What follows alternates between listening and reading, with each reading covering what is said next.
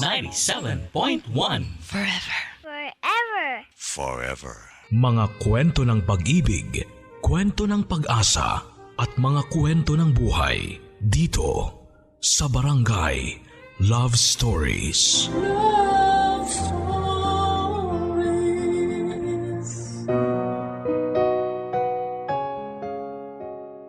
Tao, bagay at hayop. Ito ang karaniwang nakapalibot sa ating paligid. Pero ang hindi natin alam, may mga nilalang pa tayong nakakasama sa ating mundo na hindi lang nakikita ng ating mga mata. Ikaw, kapuso, ano ang gagawin mo kung biglang sumama sa iyo ang isang elementong nagambala mo nang hindi mo sinasadya? Sa inuman, karaniwang ibinibigay ang first shot sa mga hindi natin nakikita. Nagsasabi rin tayo ng tabi-tabi po kapag dumadaan tayo sa mga hindi pamilyar na lugar. Ayon sa mga matatanda ay ginagawa natin ito upang magbigay galang sa mga nilalang o elementong hindi natin nakikita. Ito ang isang bagay na hindi ginawa ng letter sender natin ngayong araw na tatawagin natin sa pangalang JD. Kasama ang kanyang grupo nang minsan silang bumisita sa isang abandonadong bahay. Ano kaya ang kinahinatnan ng kanilang panghihimasok sa isang tahimik na lugar? Ito ang dapat ninyong abangan dito sa mga kwento ng pag-ibig, buhay at pag-asa at minsan katatakutan sa Barangay Love Stories. Dear Papa Dudut, hello po sa inyong lahat, Papa Dudut, at sa lahat ng mga nakikinig sa Barangay Love Stories ngayong araw. At dahil nalalapit na naman ang undas ay sari-saring kwento na naman ng kababalaghan ang napapakinggan sa mga radyo at napapanood sa TV. Naisipan ko pong sumulat sa inyo para ibahagi naman ang isang nakakakilabot na pangyayari sa akin at sa mga kasamahan ko. Ilang taon nang nakakalipas. Tawagin niyo na lamang po ako sa pangalang JD. 27 years old at isa po akong IT specialist na nakatira dito sa Bulacan. Dati po akong vlogger. Sa pagsikat ng online vlogging sa Pilipinas ay naisipan ko rin noon na gumawa ng sarili kong channel. Naiinggit kasi ako dati, Papa Dudut, sa mga Pinoy vloggers na sumisikat at ngayon ay meron ng marangyang pamumuhay. Mahirap pasukin ang mundo ng online vlogging. Bago ka magsimula ay kinakailangan mo munang magkaroon ng mga gamit para rito. Noong nagsisimula pa lamang ako ay cellphone lang ang ginagamit kong pagkuha ng video. Bago nito ay kinakailangan mo ring mag-isip ng maayos na content na papatok sa mga viewers. Pagkatapos nito ay kailangan pang i-edit ang video at i-promote ito sa mga kakilala at kaibigan. Pero ang pinakamahirap na siguro sa lahat ay ang maghanap ng subscribers at ng viewers. Tandang-tanda ko pa, nasasampu lang ang views ng unang post ko noon at karamihan dito ay nanggaling pa sa mga kamag-anak ko. Ganon pa man ay hindi ako nawala ng pag-asa, Papa Dudut. Sari-saring videos ang ginagawa ko mula sa pranks, tutorials, reaction videos at maging gaming ay pinasok ko na rin. Kahit na umabot lang hanggang 500 views sa mga video ko noon ay nagpupursigi ako sa pag-upload ng iba't ibang klase ng mga content. Papa Dudut, mas lalo akong na-inspire nang makilala ko si Bea na isa sa mga masugid kong taga-subaybay. Isa siya sa mga palagi nag-iiwan ng mga comment at like sa mga videos ko. Nang malamang kong sa Bulacan rin siya nakatira ay naisipan naming mag-meet kung saan ay napag-usapan namin ang tungkol sa vlogging.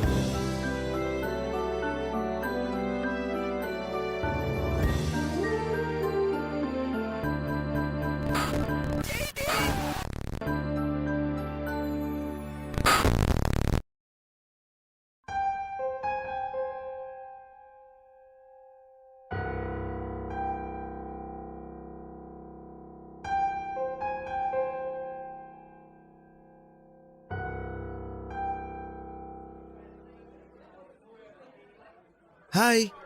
Bea, right? Oo, ako nga. Nice to meet you. Ang tangkad mo pala sa personal? Yep, 5'9". Mana sa tatay. Upo ka. Thank you. Nga pala, nag-order na ako ng food. Di na kita natanong kung anong gusto mo. Okay lang ba sa'yo? Okay lang, kinakain ko naman lahat. Hindi ako choosy sa pagkain. So, paano mo pala na-discover yung channel ko? Wala, bigla na lang nag-pop up sa feed ko. Mahilig kasi ako sa mga horror content. Tapos nakita ko yung video mo tungkol sa top 10 ng mga haunted house sa Pilipinas. Naaliw ako sa pag-host mo sa mga video kaya nag-subscribe ako. Nakakatuwa naman. Kahit nakukonti lang views ko, masaya na ako malaman na may natutuwa sa mga video ko. Kailan ka ba nag-start mag-vlog? Recently lang, around 3 months ago. Ang hirap nga eh. Sobrang nakakapagod mag-edit ng videos tapos kakaunti lang yung nakakanood. Sobrang nakakawala ng motivation. Alam mo yun? Yung parang todo effort ka pero hindi naman nasusuklian yung efforts mo. Yeah, naiintindihan kita. Actually, sumubok din ako dati na gumawa ng vlog. Kaso, hindi ko natagalan. Same experience din. Pero alam mo, lahat ng mga sikat na vlogger ngayon, dumaan din dyan. Kaya huwag ka mawala ng pag-asa. Darating din yung araw na makikilala ka. Sana nga. Yung mga tulad mo nagiging inspirasyon ko. Na kahit wala akong gaanong subscribers ramdam ko na meron akong supporter kahit na isang tao lang. Yan yung mga bagay na pinanghahawakan ko ngayon kaya ako nagpapatuloy. Gusto mo ba ng tip? Marami ako mabibigay sa'yo. Talaga ba? Tulad ng ano? Hindi ko naman sinasabi na expert ako pagdating sa mga bagay na yan. Pero medyo matagal-tagal na rin akong nanunood ng iba't ibang klase ng vlogs kaya in a way, may mga natutunan na rin ako sa kanila tungkol sa mga sikreto ng vlogging. Sige nga, anong number 1 tip na maibibigay mo sa akin? Una, decide your niche. Napansin ko kasi sa vlog mo, sari-sari ang mga video na pinupost mo. May nakakatakot, may nakakatawa, may sobrang random, may ilan na, no offense ha, nonsense na content. Kung gusto mong makahakot ng subscribers, dapat iisa lang ang tema ng channel mo. Hindi pwedeng iba-iba, hindi ka grocery store. Wait, medyo nalilito ako. Ganto na lang, kumbaga sa pelikula, may mga taong gusto ng romance. May iba gusto action, horror, drama. Dapat, pumili ka lang ng isang genre na ihahain. Kung horror, horror lang para ang maging fans mo ay mga horror fanatic. Isipin mo ha, nag-subscribe sila sa'yo kasi gusto nila yung horror video mo. Tapos bigla kang nag-upload ng cheesy na romantic drama. Syempre malilito sila kasi akala nila nag-subscribe sila sa channel na horror ang mga content. Gets mo? Ah, okay. So dapat isang theme lang? Yun ba ang gusto mong sabihin? Mismo. Dapat kung anong hinahanap-hanap ng subscribers mo, dun ka lang mag-focus. Teka, alin ba sa mga video mo ang may pinakamaraming views? Ano nga ba? Tingin ko yung mga nakakatakot nga. Yun ang maraming hakot eh. Yung napanood mo na tungkol sa mga haunted house, umabot yata ako ng 3K views dun eh. Feeling ko rin. Kasi na-discover kita dahil sa mga nakakatakot na videos mo eh. Tsaka prank siguro. Oo, pwede ka rin namang gumawa ng prank videos pero dapat related pa rin sa theme. Yung mga prank mo, gawin mong nakakatakot. Ganun. Ah, okay. Okay, gets ko na. Tsaka another tip. Habaan mo ang mga content mo. Okay na yung mga lampas 10 minutes. Talaga? Bakit naman? Yung algorithm kasi ngayon, mas pinapabura nila yung mahahaba. Siyempre, ang goal nila ay makakuha ng taong magbababad sa website nila. So maipupush nila yung mga mahahabang videos. Ganun ba yun? Kaya naman pala usually, yung mga mahabang videos ko ang maraming views. Sige, ngayon alam ko na. Gagawin ko yung mga sinabi mo. Salamat ha. Walang problema. Good luck sa'yo. Huwag mo akong kakalimutan kapag sumikat ka na ha. Makakaasa ka na ako pa rin ang magiging number 1 subscriber mo.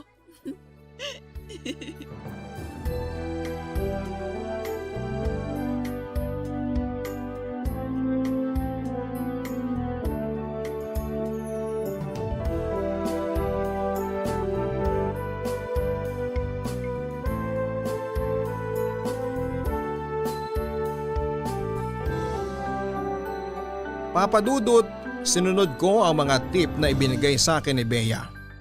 Nag-focus lamang ako sa isang tema para sa mga video na ina-upload ko. At dahil mas maraming views na natatanggap ang mga content tungkol sa mga kababalaghan, ay eto na lamang ang pinili kong tema para sa channel ko. 3 times a week kung mag-post ako noon tungkol sa iba't ibang horror stories mula sa iba't ibang panig ng bansa. May ilang tungkol sa maligno't engkanto. Meron ding mga kwento na mga kaluluwang hindi matahimik at kung ano-ano pa. Nagpatuloy ang pagkakaibigan namin ni Bea, Papadudut. Paminsan-minsan ay si Bea ang nagbibigay sa akin ng mga ghost stories na maaari kong i-content. Hindi nga nagtagal ay isa na rin siya sa mga nagsilbing researcher para sa channel ko. Sa mga sumunod na buwan, mula sa 1,000 subscribers, ay nadagdagan pa ito at lumaki ng mahigit 10,000.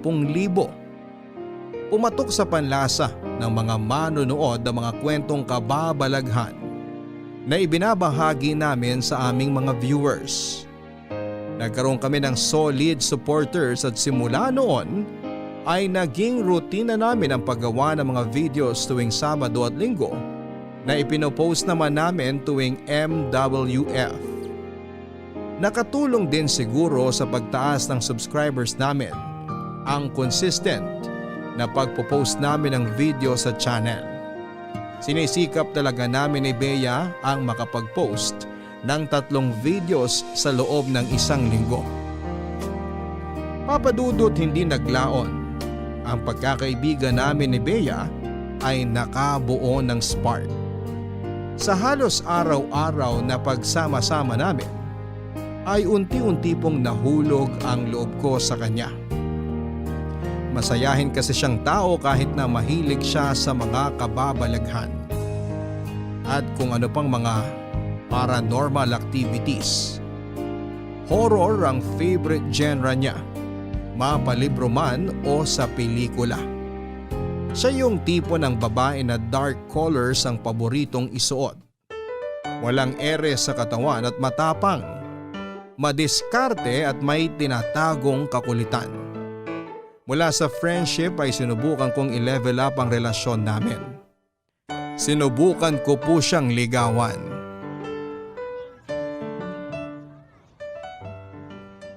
Pasensya ka nun sa biglaang aya ah. Okay lang, wala rin naman akong ginagawa. Uy nga pala, congrats! Dumadami ng subscribers mo ah. Thank you. Dahil yan sa'yo sa mga tip mo. Masaya ako na nakatulong sa'yo. Dapat nga sa'yo ko ibigay ang credit ng success ng channel ko eh. Kasi ikaw ang utak ng bawat content na pinuproduce ko. Naku, hindi na kailangan. Alam mo… Gusto sana kitang isama sa channel ko. Kung sakaling okay lang sa'yo, gusto kitang maging parte sa mga susunod na video na ipopost ko. Ha? Anong ibig mong sabihin? Gusto kong makita ka ng subscribers ng channel ko. Ipapakilala kita bilang parte ng channel. Bilang co-host. Hala, bigla akong na-pressure. JD, hindi mo na kailangan gawin yan. Tsaka isa pa, hindi ako marunong humarap sa camera. Akong bahala sa'yo. Sa una, nakaka-intimidate nga pero kapag nasanay ka na, I promise, mawiwili ka rin. Pero ayoko maapektuhan yung channel mo dahil sa akin. Paano kung hindi nila ako magustuhan? Ikaw nga dahilan kung bakit unti-unting nakakakuha ng success yung channel eh. Bakit mo naman iisipin yan? Ewan ko. Alam mo ba yung tinatawag na confidence? Wala ako nun. Maniwala ka sa akin. Kayang-kaya mong maging confident. Magtiwala ka lang sa sarili mo. Nga pala. Meron pa sana akong gustong sabihin sa'yo. Meron pa? Ano? Kinakabahan ako sa'yo, alam mo ba yun? Alam kong hindi pa ganun kahaba ang pinagsamahan natin pero I think I'm starting to like you. Sorry. Hindi ko alam kung anong sasabihin ko eh. It's okay. Hindi mo naman kailangan ibalik sa akin kung anong nararamdaman ko sa'yo eh. Sorry, nagulat lang talaga ako sa sinabi mo. Pasensya na ah. Sorry kung nailang ka sa confession ko. Gusto ko lang naman na malaman mo kung anong feelings ko sa'yo. Ayoko na kasing sayangin yung opportunity na masabi ko sa'yo na gusto kita. Alam mo, sa totoo lang, may gusto rin ako sa'yo, JD. Ha? Talaga? Seryoso? Oo, pero ewan ko. Hindi ko lang ine-expect na aabot tayo sa ganito. Never pumasok sa isip ko na mapupunta tayo sa ganitong sitwasyon. I mean, 2 months ago, isa lang akong hamak na viewer ng channel mo tapos ngayon, well, hindi pa ako sure sa nararamdaman ko ngayon pero alam kong attracted din ako sa'yo. Hindi naman natin kailangan magmadali eh. Marami pa tayong araw na pagsasamahan at aantayin kita. Handa akong maghintay sa araw kung kailan sure ka na sa nararamdaman mo. Naiintindihan mo naman siguro ako, di ba? Ayoko nang magmadali sa pag-ibig. Yan ang number 1 na natutunan ko sa mga heartbreak ko. Mahirap magdesisyon ng maaga. Kasi yung mga mabilisang desisyon na yan, usually yan ang pinagsisisihan natin sa huli. Huwag kang mag-alala. Never kitang mamadaliin sa mga desisyon mo. Salamat at naiintindihan mo ko. Ay, so, ayun na nga. Yun yung mga gusto kong sabihin sa'yo. Kaya kita niyaya dito. Since magkasama na tayo, sabay na tayong mag-dinner. Mabuti pa nga, bigla akong ginutom sa'yo eh. Parang gusto ko ng street food. Ah, may alam akong masarap na street food dito. Gusto mo puntahan natin? Meron bang malapit dito? Okay, ano pang hinihintay mo? Tara na! So, ito na ba yung magiging first date natin? Sabihin na lang natin na ang kumain ng street food ang ideal first date ko. Ayos!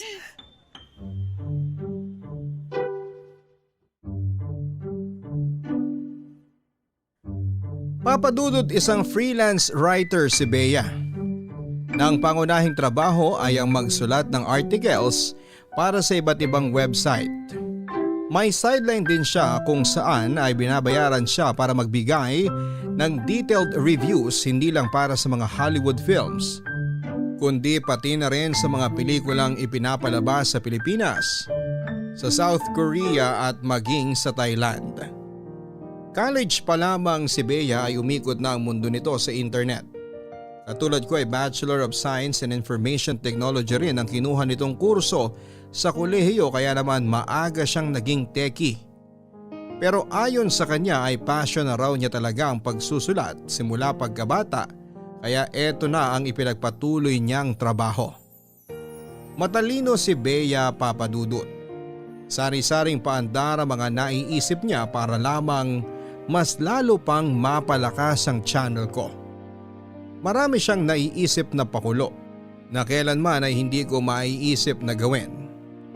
Siya ang dahilan kung bakit ang naghihingalo kong channel noon ay unti-unting nakilala at nakakuha ng 15,000 subscribers. Nang mga panahong yon ay sinimulan ko na ring pagkakitaan ng mga content ko.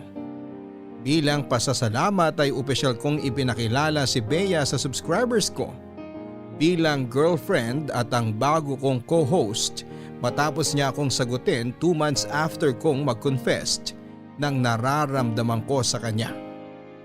Siya ang utak sa likod ng tagumpay ng channel ko, kaya marapat lamang na ibigay ko sa kanya ang tamang credit. Sa nalalapit na anibersaryo ng channel namin ni Bea ay naisipan ko mag-ghost hunting.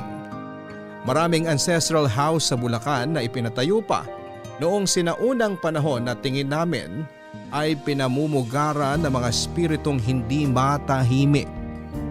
Ito ang napili naming gawing bilang anniversary content upang patunayan sa viewers namin na sa mundong ito ay may mga bagay pa rin tayong nai-experience na hindi kayang ipaliwanag ng siyensya.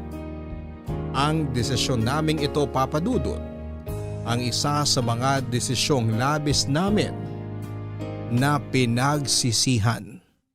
Barangay Love Stories. Barangay Love Stories. Ang mga Kapuso shows mapapanood at mapapakinggan din abroad via GMA Pinoy TV, GMA Live TV, at GMA News TV channels. Para mag-subscribe, visit www.gmapinoytv.com. Follow us at GMA Pinoy TV on Facebook, Twitter, Instagram, YouTube, Viber, and TikTok for the latest updates on Kapuso programs, artists, events, promos, and more. Salamat, Kapuso! Barangay Love Stories. Barangay Love Stories. Noong una ay 2 content talaga ang pinagpilian namin ni Bea Papadudut.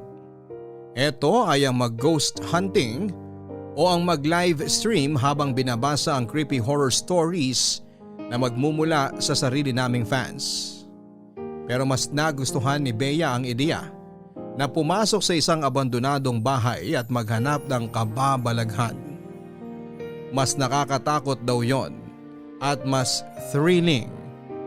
Isa pa ay pwede naming hatiin ang video ng ilang parts na mas aabangan ng mga manonood. Isang ancestral house na malapit sa amin ang una naming pinuntahan. Isa ito sa mga pinakasikat na lumang bahay sa lugar namin na dinadayo ng mga turista. Kinailangan pa naming makipag-coordinate sa LGU para namang makakuha kami ng permit na magagamit ang naturang bahay para sa video namin. Yun nga lang, noong napag-alaman nilang ghost hunting ang pakay namin, sa nasabing historical landmark ay hindi nila kami pinayagan. Dahil baka katakutan daw ito ng mga turista at maapektuhan ng turismo ng lugar. Bilang plan B ay dumayo pa kami sa ibang bayan para makahanap ng abandonadong bahay. Doon ay ipinakilala kami ng kaibigan ni Bea kay Lola Insiang, na caretaker ng lumang bahay na halos 20 years na raw na walang nakatira. Ipinatayo umano ang bahay matapos ang World War II at pagmamay-ari ito ng dating politiko. Sa ngayon ay wala nang tumatao rito dahil nag-migrate na sa ibang bansa ang kasalukuyang may-ari nito. Kapalit ng pera ay pumayag si Lola Insiang na gawin naming location ng bahay na kanyang binabantayan. Pero sa simula pa lamang ay sinabihan na niya kami na baka mabigulang kami sa plano naming ghost hunting dahil sa tanang buhay niya ay never pa raw siyang nakaramdam ng kababalaghan sa bahay na yon.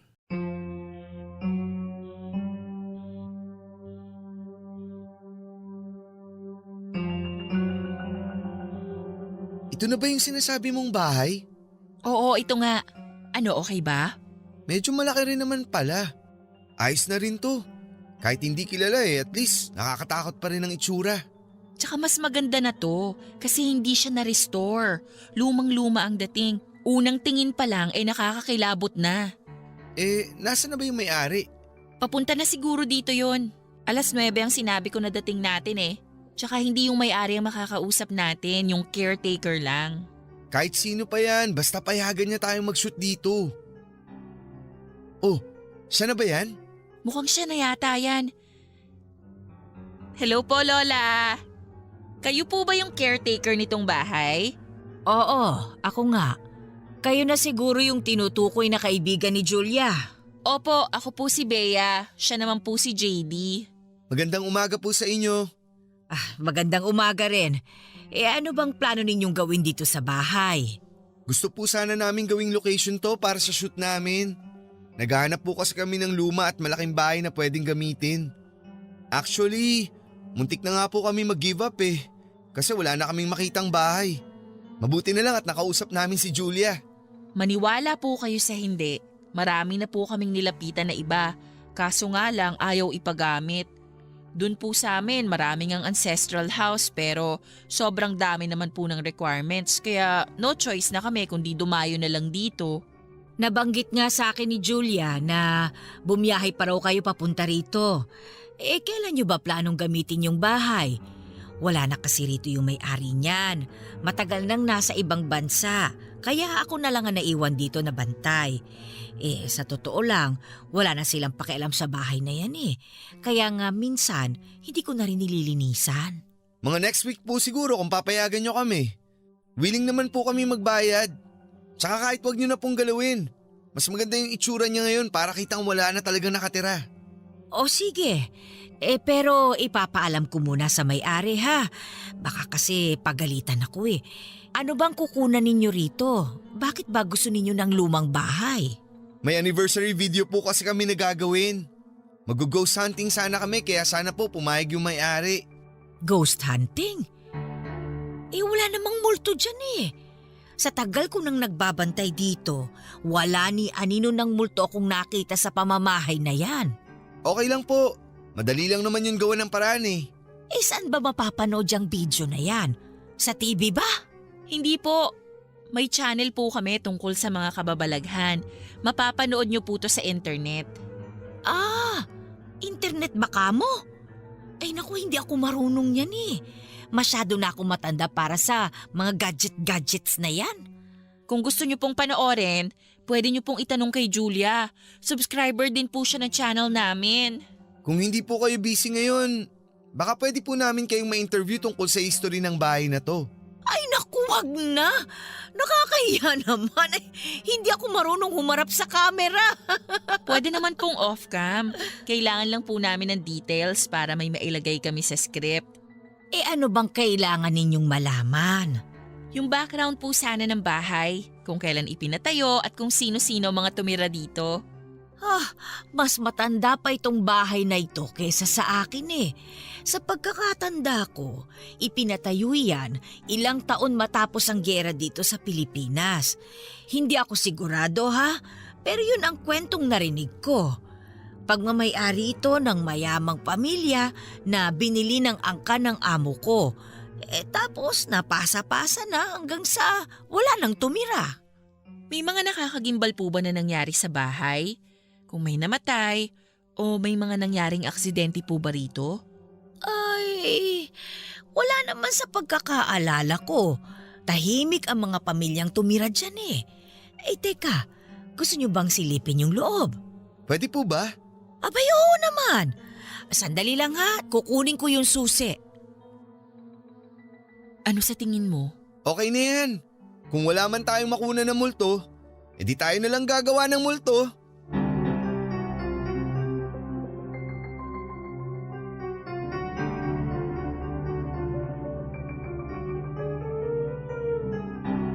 Papadudot, hindi naman problema sa amin kahit na wala kaming makunan sa kamera na multo. Madali lang ang solusyon doon. At naisip na ito ni Bea bago pa man namin gawin.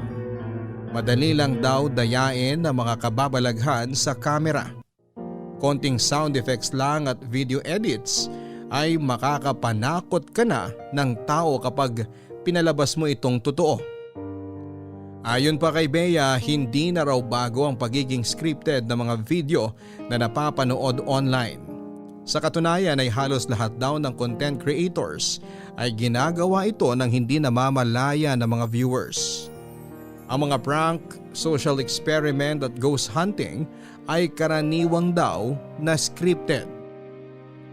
Sa pagdating ng araw ng shoot ay kinailangan naming magsama ng crew dahil hindi namin ito kakayaning dalawa ni Bea.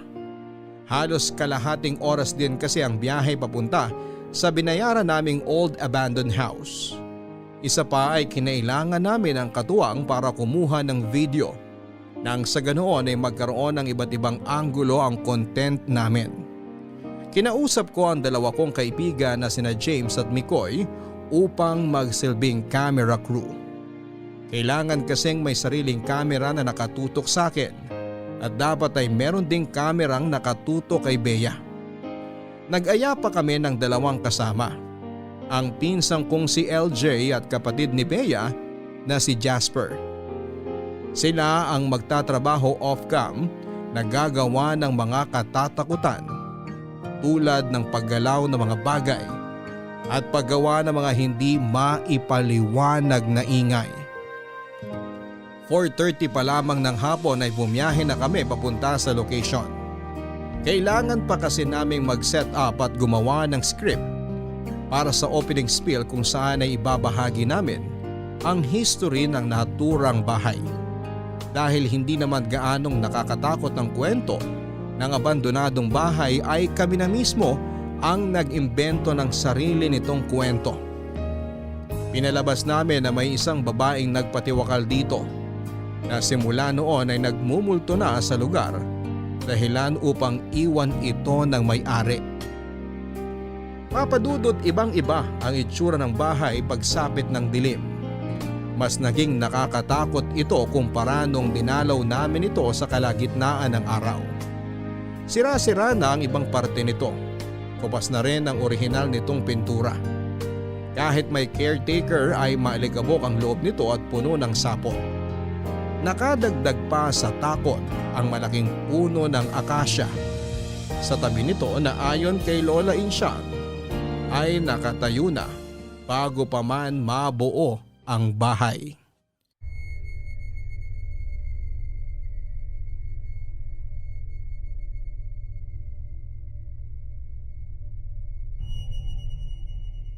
Quarter to 10 na pala. Ano sa tingin mo? Okay na ba yung mga nakunan natin? Feeling ko madami naman na tayong nakunan. Napasok naman lahat ng parte ng bahay, di ba? Oo. Kaso nga lang wala tayong nakuha na legit na paranormal activity. Kahit lang sana may narinig tayong mga kaluskos o bigla ang pagsara ng pinto. Kaso wala talaga. Okay na yon. Nagawa naman nila Jasper at LJ yung trabaho nilang manakot. Tsaka di ba sabi nga ni Lola Insyang, wala raw multo rito. Lahat ng lugar may mga nagtatagong spirits. Nabasa ko yan sa internet. Yung iba nga lang hindi na nagmumulto kasi tahimik na sila. Pero kapag nabulabog, malaki ang chance na baka magparamdam sila. Hindi pa ba sapat yung mga peking sigaw ko kanina para mabulabog sila? Kung meron mang espiritu dito, dapat kanina pa sila nagparamdam. Kung may mga multuman ngayon dito, engkanto, anumang klaseng nilalang, magparamdam naman kayo kahit ngayon lang. Pakita nyo tapang nyo! O ano? Huy, baliw to! Bakit? Natatakot ka? Hindi naman. Pero irespeto pa rin natin tong lugar. Saka baka marinig ka ng mga kapitbahay. Sila pa mabulabog. Dami mo kasing alam. May sinasabi ka pang nababasa mo sa internet dyan. Tara na, pakap na tayo para makauwi na.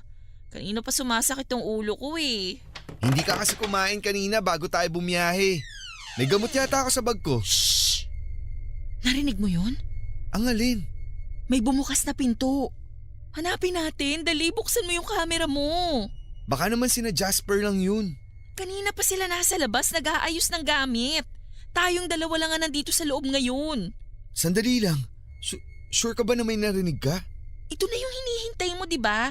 Legit na to. Halika na.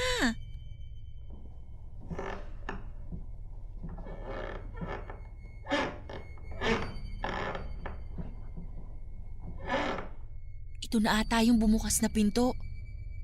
Narinig ka namin! Kung sino ka man, kaya mo bang magparamdam ulit? JD, dyan ka lang ha.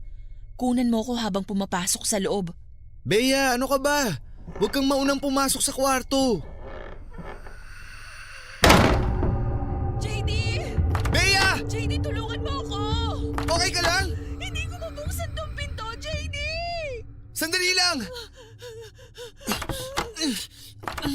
JD! Sisipain ko tong pinto! Lumayo ka muna para hindi ka matamaan! JD! Bea! Ano nangyari? Bakit bigla na lang sumara yung pinto? May tao sa bintana. Ha? Itutok mo yung hawak mong camera sa likod ko. May nakatayo sa labas ng bintana. Saan? Mikoy! Ikaw ba yan? Jasper! Kung kayo man yan, hindi to nakakatuwa! Nakunan mo ba? Umalis na tayo! Bumibigat na yung pakiramdam ko. Pati ako biglang bumigat pakiramdam ko eh. Ha? Nawala na siya. Ha? Yung anino nawala na. Tara na!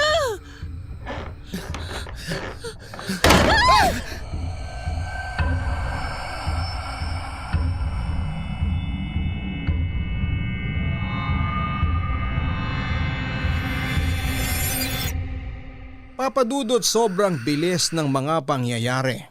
Mabilis kaming nagsitakbuhan ni Bea palabas ng abandonadong bahay nang makita namin ang malaking figura ng tao na doble pa sa tangkad ko. Nung unay inakala kong kagagawan lamang ito nila Mikoy at Jasper. Pero nang mapagtanto naming nasa labas lang ng bahay ang dalawa ay mabilis kaming binalot ng takot. Hanggang ngayon ay naaalala ko pa ang pakiramdam na naramdaman ko ng gabing yon. Nanlamig ang buong katawan ko.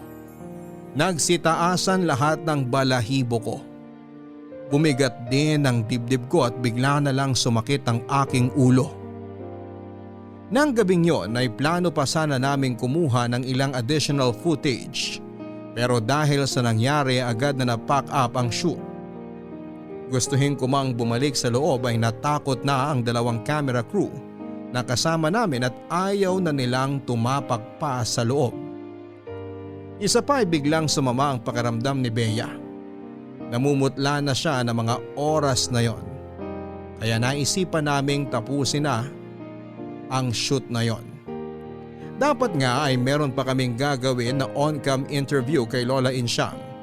Pero hindi na namin ito nagawa pa sa pagmamadaling makaalis mula sa lugar. Habang nasa daan ay naisipan nila Mikoy na dumaan muna sa isang restaurant para sana kumain. Gusto raw kasi niya magstay muna sila sa ibang lugar nang sa ganoon ay masiguro nilang wala raw masamang spirito na sumama sa amin. Pagpagdawang tawag sa ganoon ang karaniwang ginagawa kapag nanggaling sa lamay ang mga tao. Dahil sobrang sama ng pakiramdam ni Bea ay hindi na kami sumamang dalawa. Mas mabilis na lamang kaming umuwi noon dahil ang priority ko ay ang kapakanan ng nobya ko. Pero papadudot simula ng araw na yon ay kapansin-pansin ang biglang pagbabago ng girlfriend kong si Bea. Papadudot simula ng araw ng ghost hunting namin sa abandonadong bahay ay nagsimulang magkaroon ng lagnat si Bea. At ilang araw ding hindi nakasama sa mga vlog ko. Matapos nito ay halos gabi-gabi umano siyang sinusumpong ng pagsakit ng ulo. Hirap din siyang makatulog sa gabi at pakiramdam niya ay palaging may nakatingin sa kanya. Dahil sa mga pangyayaring ito ay naging irritable siya at palaging wala sa mood, hindi tulad dati na siya pa ang nag-aaya na gumawa kami ng mga videos. Naisip ko na baka pagod lang si Bea kaya pinagpahinga ko na muna siya ng ilang araw. Pansamantala siyang tumigil sa pagiging parte ng channel ko at hinayaan ko na muna siyang gawin ang mga bagay na makabubuti sa kanyang kalagayan. Habang wala si Bea ay sinimulan kong i-edit ang mga video footage na kinuna namin sa lumang bahay. Habang pinapanood ng clips ay may kakaibang bagay akong napansin sa mga video na hindi namin nakita noong nasa naturang lugar pa kami. May isang malaking anino na nakabuntot kay Bea. Hindi lang ito isang beses na nakunan sa camera kundi halos lahat ng frame na kasama siya ay nandun din ang malaking anino. Agad kong tinawagan si James at Mikoy na nagsilbing cameramen upang tanungin kung napansin din ba nila ang anino noong nasa abandonadong bahay pa kami. Katulad ko, papadudot, ay nagulat din sila sa mga nakita nila. Nagdalawang isip ako kung ipapaalam ko kay Bea ang nakita ko. Baka kasi makadagdag pa ito sa stress niya kaya minabuti kong itago na muna ito mula sa kanya habang tinatapos kong i-edit ang vlog namin. Lumipas sa mga araw at dumating din ang anibersaryo ng channel namin. Pagkapost ko ng aming video na hinati ko sa 3 parte ay agad itong dinubog ng mga subscribers namin at ilang casual fans. Wala pang 24 oras ay nakakuha agad ito ng 30,000 views. Para sa iba ay maaaring malit ang bagay na yon. Pero para sa akin, isa na itong malaking achievement. Hindi sikat ang channel namin pero kung puputok tong video series namin ay siguradong makikilala kami ng husto. Marami na ang naintriga sa video namin dahil ginawa kong highlight ang hindi maipaliwanag na aninong sumunod kay Bea. Matapos ipalabas ang first part ay mas dumami pa ang bilang ng mga subscribers namin. Papadudot bago pa man mapanood ni Bea ang video ay pumunta ako sa kanila upang ipaalam ang mga nakita ko sa video. Nagulat na lamang ako sa mga inamin niya sa akin.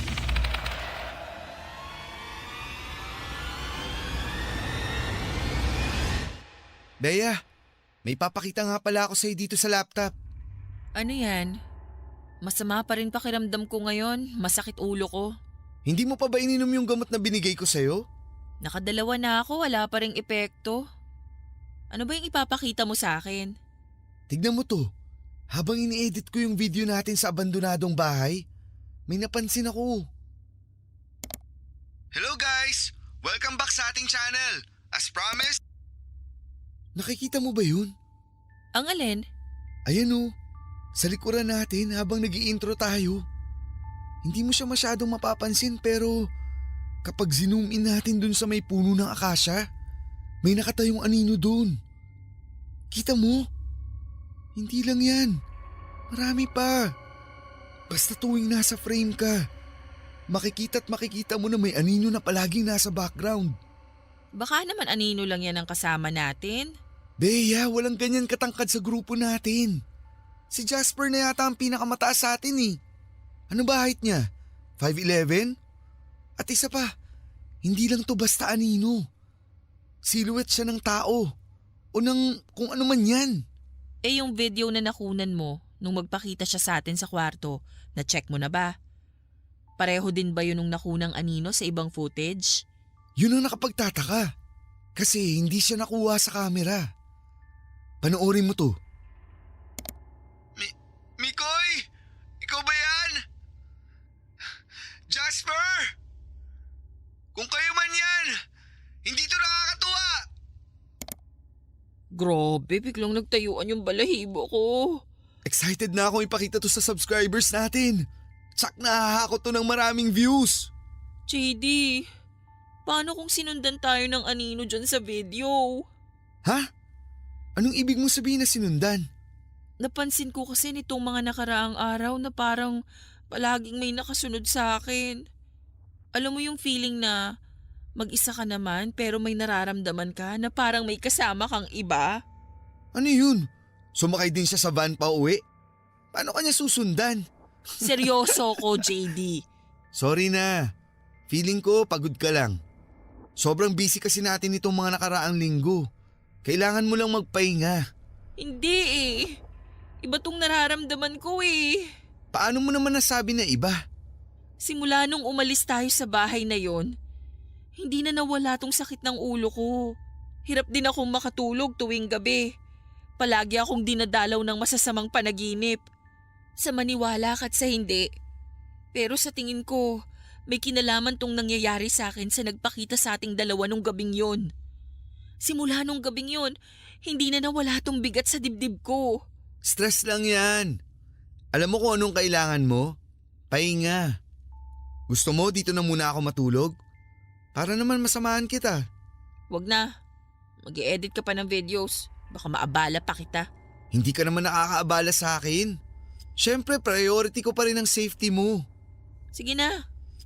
Tuloy mo na yung ginagawa mo. Magpapahinga na ako. Kailangan ko na talaga ng tulog. O sige, dito lang ako habang umiidlip ka. Wag na. Umuwi ka na. Teka, galit ka ba? Hindi ako galit. Nakakatampo lang na hindi mo siniseryoso yung nararamdaman ko. Bea, hindi naman sa ganun. Naniniwala naman ako sa'yo eh, pero… Ang sabi ko, umuwi ka na. Kulit mo naman eh. Bea naman!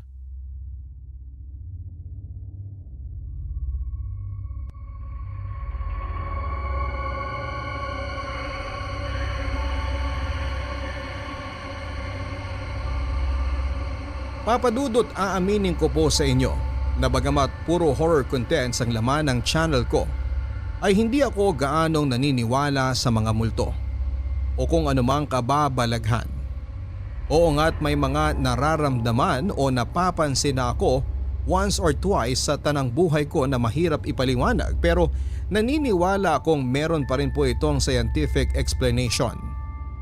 Kaya nang bagitin sa akin ni Bea ang mga kababalaghang hindi umano nangyayari sa kanya, talagang nahirapan akong paniwalaan ito. Ang anino na makikita sa video ay paniguradong meron ding explanation, pero sa ngayon ay hindi pa namin alam kung ano ito. Sinabihan ko na lamang si Bea na magpahinga na muna pansamantala. Feeling ko kasi napagod lamang siya sa sunod-sunod na shoot namin. Bago kasi kami nag-shoot na para sa anniversary video namin ay kumuha na rin kami ng iba pang mga videos para pang-content. Sa dami ng videos na nakuna namin ay may i-upload na kami para sa isang buong buwan. Plano kasi naming magbakasyon sa Siargao pagkatapos. Kaya ang sinabi ko kay Bea ay mag-unwind na lamang muna siya at ilayo ang isipan sa trabaho. Total ay marami namang kaming video na nakaschedule for posting sa mga susunod na linggo. Kaya pwede na muna kaming magpahinga. Habang nagpapahinga si Bea, isang araw ay pinuntahan niya ako sa unit ko. Medyo mabuti raw ang pakiramdam niya ng araw na yon kaya naisipan niya akong sorpresahin. Nag-alala nga ako kasi nakuha pa niya akong puntahan sa kabila ng kanyang nararamdaman. Nabanggit ni Bea sa akin na may mga araw na masamang-masama ang pakiramdam niya. Na tipong gusto na niyang magpa-ospital at may mga araw naman na maginhawa. Kaya nang bumuti-buti ang pakiramdam niya ng araw na yon, sinamantala niya na puntahan ako. Papadudot ika nga nila ay to see is to believe. Saka na lang ako naniwala sa mga sinabi ni Bea noong ako na mismo ang makasaksi ng mga pangyayari sa kanya. Ilang araw matapos niya akong dalawin ay tumawag siya sa akin at tinahanap ang sling bag niya. Hindi niya raw maalala kung naiwan niya ba sa unit ko o dala niya ito pa uwi. Kinausap ko ang kakilala kong security guard sa building namin para tulungan akong humingi sa management ng kopya ng mga CCTV footage ng araw na pumunta si Bea sa unit. Laking pasalamat ko sa management ng building na tinutuluyan ko dahil hindi sila nagdalawang isip na bigyan ako ng kopya. Nang i-check ko ang footage sa labas ng unit upang tignan kung suot ba ni Bea ang kanyang sling bag, ay ibang bagay ang nakita ko. Sa video, suot naman niya ang sling bag niya habang naghihintay sa elevator. Pero ang kapansin-pansin sa naturang footage ay ang biglang pagsulpot ng isang lalaki na parabang nabuo na lamang out of somewhere sa likuran ni Bea. Nakabuntot ang anino sa girlfriend ko na parabang sinamahan siyang maglakad. Kung sakaling hindi ko napanood ang simula ng video, kung saan ay biglang sumulpot ang anino ay aakalain ko talagang may iba siyang kasamang lalaki. Pagpasok ni Bea sa elevator ay sumunod din ang anino. Papadudod sa CCTV footage, nang pagpasok ni Bea sa elevator ay bigla akong kinilabutan nang makita ko ang aninong sumunod sa kanya. At nakatayo na mismo ito sa harapan ni Bea. At kapuna-puna na walang kaalam-alam si Bea na may kasama na pala siyang nilalang sa loob ng elevator na hindi niya nakikita. Matapos kong makita ang mga CCTV footage, papadudot ay dali-dali akong pumunta kina Bea para pag-usapan namin ang mga nangyayari sa kanya. Bea, nakita mo na ba yung sinend kong video sa'yo? Oo, napanood ko na. Anong masasabi mo dun? Ano pa bang gusto mong sabihin ko? Na I told you so? Matagal ko nang sinasabi sa yung nangyari sa akin pero hindi mo pinaniniwalaan. Naniniwala na ako. Ngayon nakita na mismo ng dalawang mata ko. Naniniwala na ako sa'yo. Kahit naman maniwala ka't sa hindi, wala namang magbabago eh. Minumulto pa rin ako. Pero sa tingin mo, bakit ka sinundan? Aba malay ko, JD. Bakit ako tinatanong mo? Ba't ka sumisigaw? Galit ka ba? Naiinis lang ako sa'yo. Kung wala pang nakunan sa CCTV, di hanggang ngayon hindi ka pa rin maniniwala sa akin. So anong tingin mo sa akin? Luka-luka na nag-iimbento lang ng kwento? Siyempre kailangan ko muna ng ebidensya. Sabi ko naman sa'yo, naniniwala ako. Kaso nga lang, kailangan din natin tignan yung possibility na baka scientific ang rason kung bakit ka nagkakaganyan. Ewan ko sa'yo, para kang tanga. Sorry na. Lumapit kaya tayo kay Father June? O maghanap tayo ng paranormal investigator? Pwede tong follow-up video sa ghost hunting natin. JD naman. Ganito na nga ang nangyayari sa akin tapos yung channel mo pa rin ang nasa utak mo? Naisip mo pa akong gatasan sa lagay kong to? Hindi naman kita ginagatasan. Nabasa mo ba yung mga comments sa first part ng ghost hunting video natin? Sobrang dami nang naghahanap ng second part. Marami ng tao ang invested sa video natin. Kaya opportunity na natin to para pahabain pa yung istorya. Bea, ito na ang hinihintay natin. Marami nang nakakapansin sa channel natin. Ngayon pa ba tayo titigil? Alam mo, malakas ang kutob ko na dahil sa video na yan kaya ako minumulto eh. I-delete na lang kaya natin yun. Ano sa tingin mo? Huwag na nating i-upload yung iba. Baka sakaling tantanan na ako kapag ginawa natin yun. Di ko magagawa ang gusto mo. Pangarap nating sumikat, di ba? Eto na yun. Eto na yung matagal nating inaasam. Kung ang kapalit lang din naman ng pagsikat natin ay ang kalusugan ko, wag na lang. Mahal ko ang buhay ko. At kahit hindi ako sumikat, okay lang sa akin. Basta ang mahalaga ay makabalik na ako sa dati. Bea naman. Nakakadismaya ka, JD, sa totoo lang. Alam mo naman kung gaano ko katagal hinintay itong araw na to, di ba? Oo, alam ko. Pero wala ka kasi sa sitwasyon ko ngayon. Pagod na ako. Parang sasabog na tong ulo ko sa sobrang sakit. Alam mo bang nakalimang gamot na ako ngayong araw pero walang tumatalab? JD, mahigit 24 hours na akong gising. Hanggang ngayon habang kausap mo ko, para akong niyayakap ng malamig na hangin. Ayoko na ng ganito. Ayoko na ng ganitong feeling. Natatakot na ako. Baka naman may iba pang solusyon. Lumapit muna tayo kay Father. Marami tayong pwedeng lapitan. Huwag naman tayo magpadalos-dalos. Kapag dinilit natin yung video, hindi na natin may babalik yung views. Bahala ka. Ayoko nang makipagtalo. Pagod na ako. Sorry, hindi ko alam na nahihirapan ka na pala. Hayaan mo, bukas na bukas lalapit tayo kay Father June. For the meantime, dun ka muna sa unit ko tumuloy para may kasama ka. Dun ka muna magpahinga para mabantayan at maalagaan kita. Babawi ako sa'yo.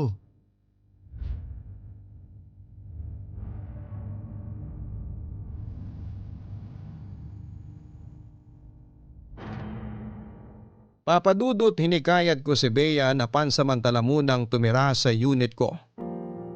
Baka lang kasi kailangan niya ng bagong environment at para na rin mabantayan ko siya.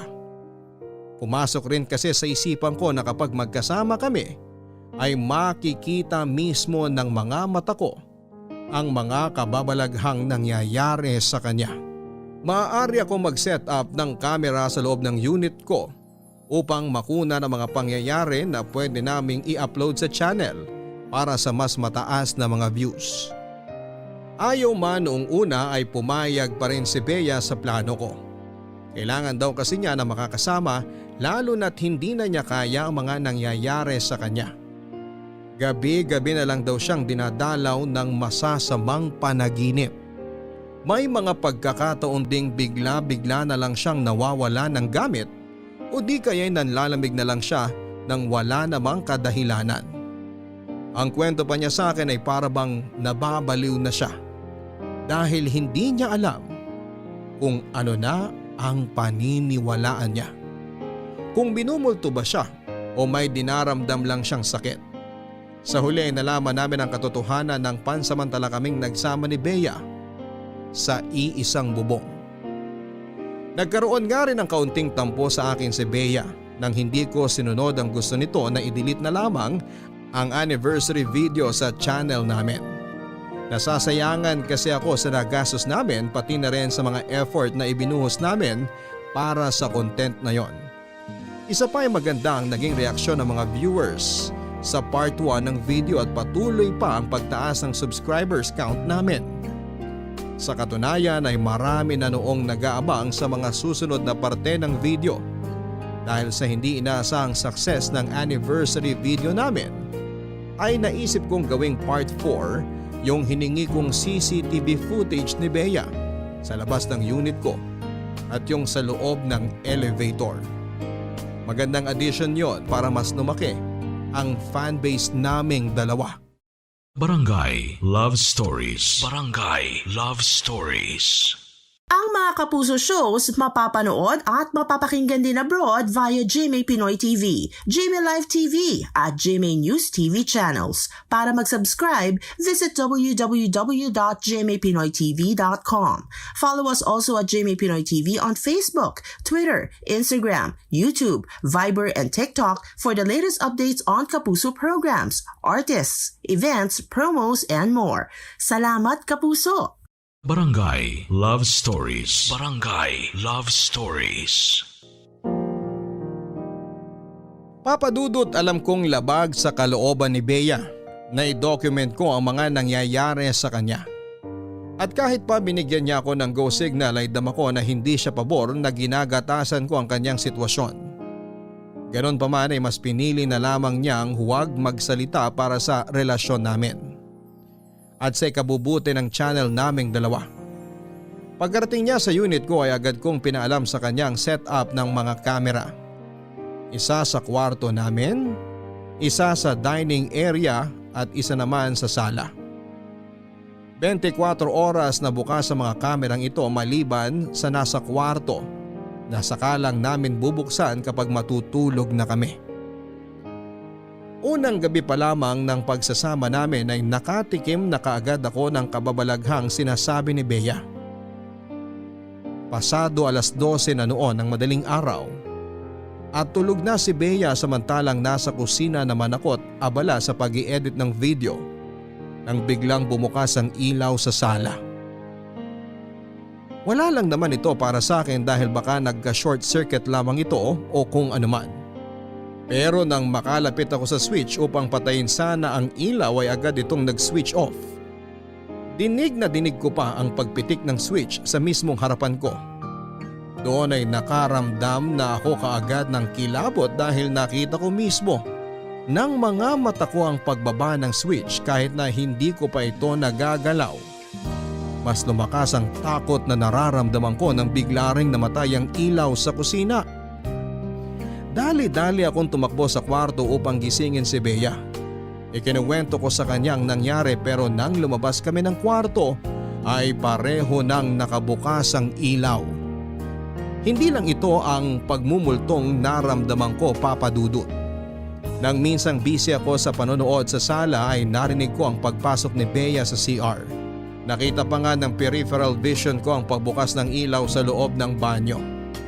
Inintay ko siyang lumabas pero natapos na't lahat ang pinapanood ko ay walang Bea na lumabas mula sa CR. Kinato ko siya habang tinatawag ang pangalan niya. Bukas pa rin ang ilaw sa loob at nakalak din ang pintuan. Nagsimula akong kabahan para sa nobya ko pero agad nagbago ang kabang nararamdaman ko nang mula sa kwarto ay biglang lumabas si Bea at tinatanong kung bakit ko raw siya tinatawag. Sabay kaming napatingin sa CR at sakto naming nakita ang pagpatay ng ilaw mula sa loob nito.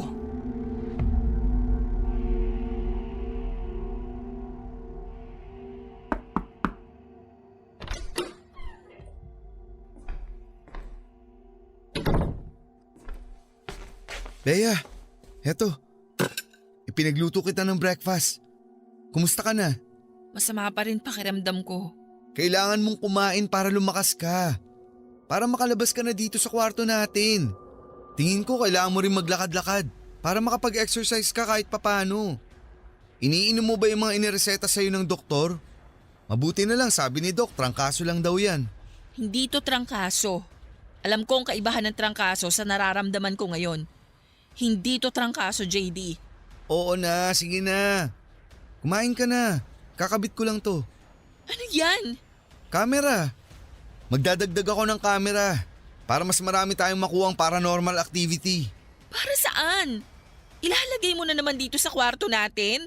Oo, baka sakaling may makunan tayong kababalaghan. Naglagay na ako ng additional camera sa labas ng CR. Kailangan nating i-document lahat ng nangyayari sa'yo para… JD, ano ka ba naman? Bakit? So itutuloy mo talaga yung walang hiyang video na yan kahit na nagkakaganito na ako? Mas mahalaga pa rin sa'yo ang views kesa sa kalagayan ko. Baka! Grabe! Anong gusto mo? Itigil na natin to. Delete ko na yung channel natin. Yun ba ang gusto mo? Yung video lang sa inabandon ng bahay ang gusto kong burahin mo. Mahirap ba yon? Palibhasa masyado ka nang nawili dyan sa pagtaas ng views at subscribers mo eh. Nakalimutan mo na kung ano ang priority mo sa buhay. Itong channel ko. Itong channel na pinaghirapan nating dalawa ang priority ko. Paano ako? Ako na girlfriend mo. Saan ako lulugar? Sabi ko na nga ba eh. Mukhang nagpadalos-dalos na naman ako sa desisyon kong pumasok sa relasyon. Di na ako natuto. Lagi na lang ganito. Sakit palang malaman, no? Na hindi ako ang priority ng boyfriend ko. Bea, ginagawa ko naman ang lahat ah.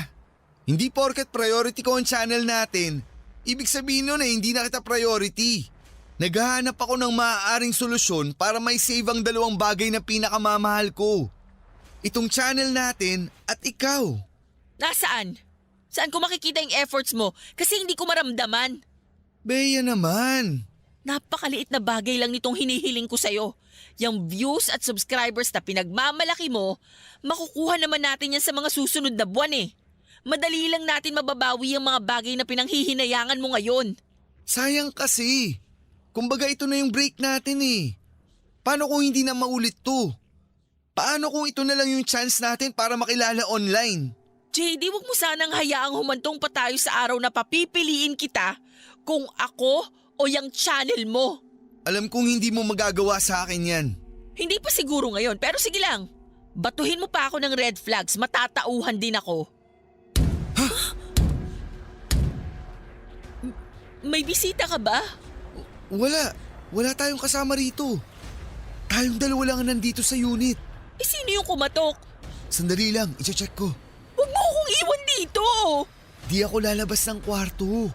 Sisilip lang ako.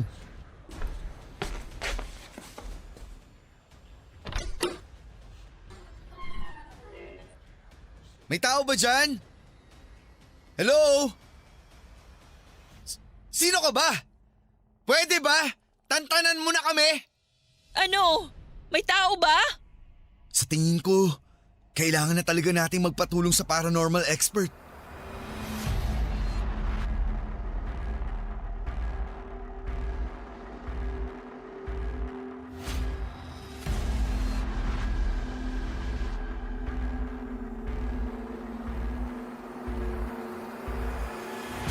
Papadudod sa pagdaan ng mga araw ay mas lumala pa ang mga nararamdaman namin ni Bea sa loob ng unit ko.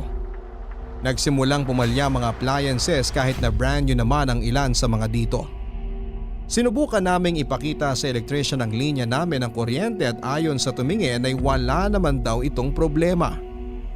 Napapadalas din ang mga naririnig naming kalabog at mga yabag, lalo na tuwing sumasapit ang madaling araw. Sa pagkakataong yun ay wala na akong pakialam sa mga nakaset up na camera. Itinigil ko na rin ang pagkuha ng video sa aming sarili dahil wala naman itong nahahagip na kababalaghan. Mas natakot na ako para sa kalagayan naming dalawa ni Bea, lalo na't naapektuhan na kaming pareho. Hindi lang physically, pati na rin mentally. Ilang beses habang nasa harapan ako ng computer ko ng 10 oras ng gabi sa loob ng aming kwarto ay may napansin akong tila ba anino ng tao sa labas ng bintana namin. Nakapatay na noon ang mga ilaw papadudot at tanging ilaw na lamang ng monitor ng computer ko ang nakabukas. Hindi ko alam kung pagod lang ang mga mata ko o dahil puyat ako kaya kung ano-ano na lamang ang pumapasok sa isipan ko noon. Pero ilang segundo ko ring pinagmasdan ang hugis ng tao na anino sa bintana na parabang nakatingin sa akin. Hindi naman ito gumagalaw kaya inakala kong anino lamang ito ng puno o baka poste sa labas. Dahil hindi na ako makapag-concentrate sa ginagawa ko sa kakaisip kung anino lang ba talaga ang nasa bintana ay tumayo ako upang lapitan ito. Pero hindi pa man ako nakakalapit ay biglang umalis ang anino na parang natakot. Halos mapaupo ako sa sobrang gulat. Nanginig ang buong kalamnan ko at tumayo ang lahat ng balahibo ko sa katawan. Sa buong oras na busy ako sa computer ko ay hindi ko alam na may nanonood pala sa akin. Ang masaklap pa nito ay nasa second floor ang unit ko. Ang naging last straw na siguro upang matauhan ako sa mga pangyayari ay yung muntik na akong binangungot. Tanghaling tapat noon, Papa Dudut, nang makaidlip ako sa sala. Nasa loob naman ng kwarto si Bea at nagpapahinga. Nagising akong tagaktak ng pawis pero hindi ko maigalaw ang katawan ko. Pagdilat ko ay naaninag ng mga mata ko ang isang malaking anino sa paanan ko. Alam kong gising na ang diwa ko noon pero para bang nasa loob pa rin ako ng isang panaginip. Pilit kong ginagalaw ang katawan ko pero hindi ko magawa. Biglang nanakip ang dibdib ko. Sinubukan kong pumikit ulit at nagusal ng maikling dasal. Doon ay unti-unting gumaan ang pakiramdam ko at tuluyan na akong nagising sa pagkakatulog. Matapos ang pangyayaring yon, ay pareho naming napagdesisyonan ni Bea na lumapit na talaga sa isang paranormal expert at hindi na namin ito pinagpaliban pa. Nakahanap kami ni Bea online ng paranormal expert na mahihinga ng tulong. Si Julius. Ikinuwento namin sa kanya ang mga pangyayari sa amin ni Bea. Mula sa pagsama ng pakiramdam ni Bea, sa mga kababalaghan na nararanasan namin sa loob ng unit ko, hanggang sa anino na patuloy na sumusunod sa aming dalawa. Tinawagan na rin namin si Lola Insyang para ikwento sa kanyang lahat at magpaalam na rin na muling makapasok sa bahay. Gusto kasi ni Julius na makapasok sa loob ng abandonadong bahay para mas maramdaman ang lugar. Sa pag-iikot ko sa loob nitong abandonadong bahay, wala naman akong naramdamang bad energy. Sa katunayan, puro mga naiwang vibrations lang na mga dating nakatira rito ang naramdaman ko sa bahay na to. Ang mga tao kasi, may mga energy silang naipapasa sa mga bagay, sa mga gamit, pati na sa mga parte ng bahay. Positive man ito o negative. Karaniwan, sa bad vibrations kumakapit ang bad spirit. So ibig niyo po bang sabihin, wala kayong nakitang multo sa loob ng bahay? Sabi ko naman talaga sa inyo noong una pa lang na wala namang nagmumulto rito, hindi ba? Sinisi niyo pa nga itong bahay sa mga nangyayari sa inyo eh. Pero paano niyo po maipapaliwanag yung nangyayari ngayon kay Bea? Ako mismo, nakita at naranasan ko na rin yung pagmumultong sinasabi niya. Hindi multo ang sumusunod kay Bea, kundi isang elemento. Ano pong elemento? Tulad ng mga kapre o duwende, ganun ba yung sinasabi ninyo? Kaya ako kayo tinawag dito sa labas ng bahay ngayon dahil dito ko ipapaliwanag ang nangyayari sa iyo. Wala sa loob ng bahay ang gumugulo sa inyo, kundi nandito siya sa labas. Sa mismong puno ng akasya na nasa tabi natin. Dito siya nakatira, sa punong ito. Imposible naman yata yung sinasabi mo. Simula pagkabata ko, dyan sa puno ng akasya na yan kami naglalaro. Wala naman kaming kapring nakikita na nakatira dyan eh. Nag-iimbento ka naman yata. Harmless lang naman kasi ang mga elementong nakatira sa mga puno. Usually, sila ang mga bantay ng kalikasan. Katulad doon ang sinabi nyo, bata pa lang kayo naglalaro na kayo rito, hindi ba? Ibig sabihin nun, kilala na kayo. Alam nilang wala kayong masamang idudulot sa binabantayan nilang lugar. Pero sa kaso nila Bea at JD, dayo lang sila. Ngayon lang sila nakita ng nagbabantay dito. Teka sandali, nalilito ako eh. Hindi naman tong puno ang sadya namin nun eh. Itong bahay ang pinasok namin. Pero hindi ba bago kayo pumarito, tahimik ang lugar na ito? Wala nang nakatira rito, wala nang pumaparito, wala nang tumatao. Kaya nung bigla kayong sumulpot sa tahimik na lugar na to, nabulabog sila. Binulabog niyo sila. May tanong ako, bago kayo nagsimula sa ghost hunting niyo, nag-alay ba kayo ng dasal? Humingi ba kayo ng permiso hindi lang sa nagmamayari ng bahay, kundi maging sa mga hindi natin nakikitang elemento na nakatira rito? Hindi eh. Ginulo niyo sila. Ganon ang nangyari. Ngayon, ibinabalik lang nila sa inyo kung anong ginawa niyo sa kanila. So paano natin mapapahinto to? Kailangan ba naming humingi ng tawad o kung anuman? Ako nang bahala dyan. Mag-aalay ako ng dasal para sa nagambala niyo at susubukan kong kausapin na tumigil na ito sa ginagawa sa inyo. Please lang po, pakisabi naman na tama na ho. Nakuha na namin ang punto niya. Hindi na ulit kami manggugulo sa mga lugar ng walang pasabi. Yung videos na kinuna namin dito, buburahin na rin namin. Diba, JD? Ha? Oo. Oo. Buburahin na namin lahat. Dahil kung hindi mo buburahin yon, mas lalo lang dadami ang mga taong dumadalaw dito para bisitahin tong abandonadong bahay na in the first place, wala namang multo. Kaya naman pala may mga nagtetrespassing dito, kayo palang may kasalanan. Alam niyo bang hindi ako magkaroon ng maayos na tulog sa gabi dahil sa mga taong pumapasok dito ng walang paalam? Aba, ayos sana kung pwedeng pagkakitaan. Kaso imbis na makatulong, nakakaperwisyo pa sila dahil nga nagkakandasira-sira yung mga bakod na inaakyatan ng mga tao. Sorry po. Hindi namin alam na ganun ang mangyayari. Pangako po. Buburahin na namin yung videos para na rin hindi na po kayo maabahala. At matahimik na rin kung sino man ang nakatira sa lugar na to. Dapat lang! Ang laking perwisyo ng ginawa ninyo! Malalim na ang gabi. Simulan na nating mag-alay ng dasal. Pakipasa na lang itong mga kandila.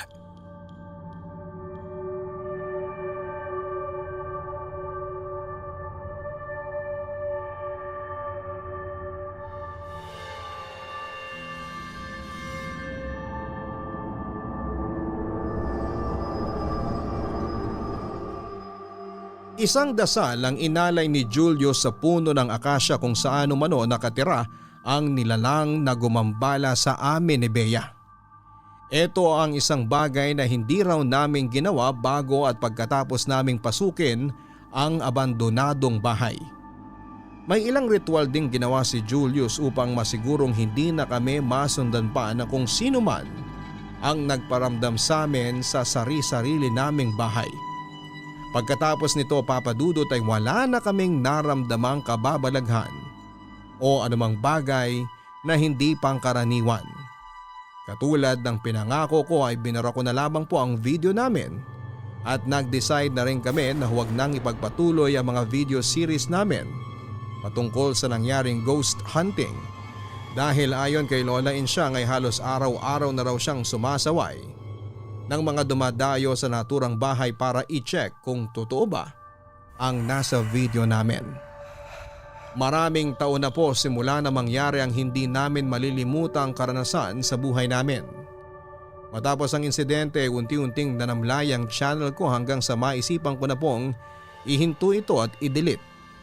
Ibinenta ko na rin halos ang lahat ng naipundar kong gamit tulad ng mga camera, mic at kung ano-ano pa.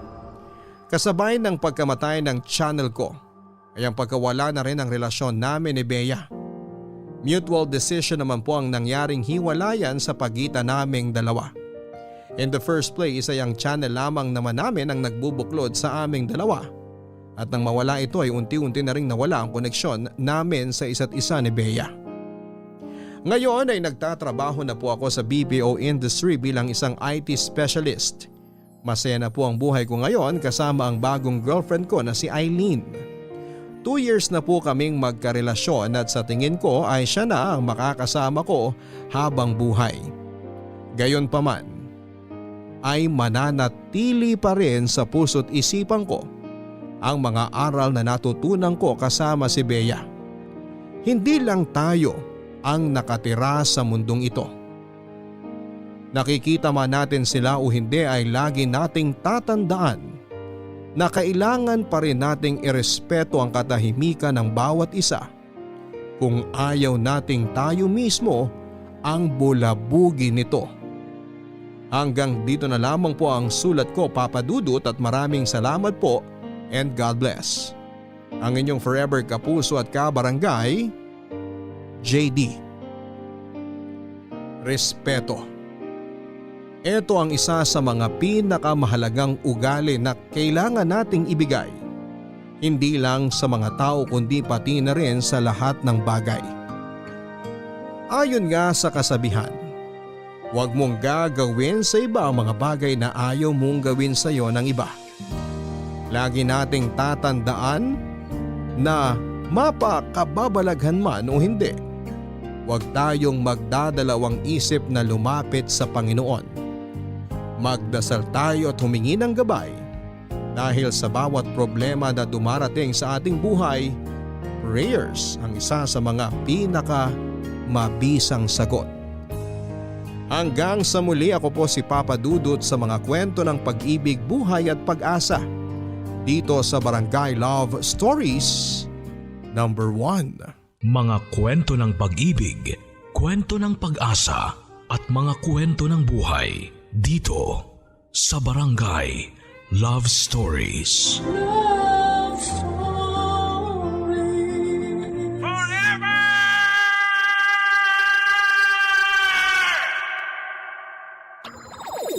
Nagustuhan ng iyong napakinggan? Ituloy yan via live stream sa www.gmanetwork.com/radio. Ang mga kwento ng pag-ibig, kwento ng buhay at kwento ng pag-asa dito sa Barangay Love Stories. Love Stories.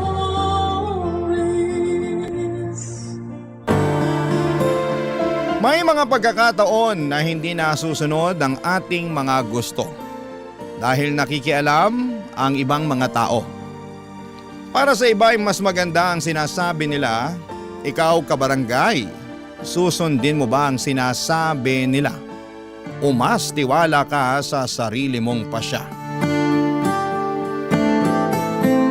Dear Papa Dudut, ako nga pala si Mimi, 17 years old at malapit nang maging ganap na dalaga. Malapit na akong maging 18 at alam nyo naman na siguro marahil ang ibig sabihin nito. Legal na ang edad ko. Mas malaya na ako kumpara noon. Di po itong masasabi bilang marka ng pagiging dalaging ding papunta sa pagiging dalaga. At syempre kapag debut ay inaasahan na ang lahat na isi-celebrate ito kapiling ng mga mahal nila sa buhay. Excited na nga ako na maranasan ang debut party.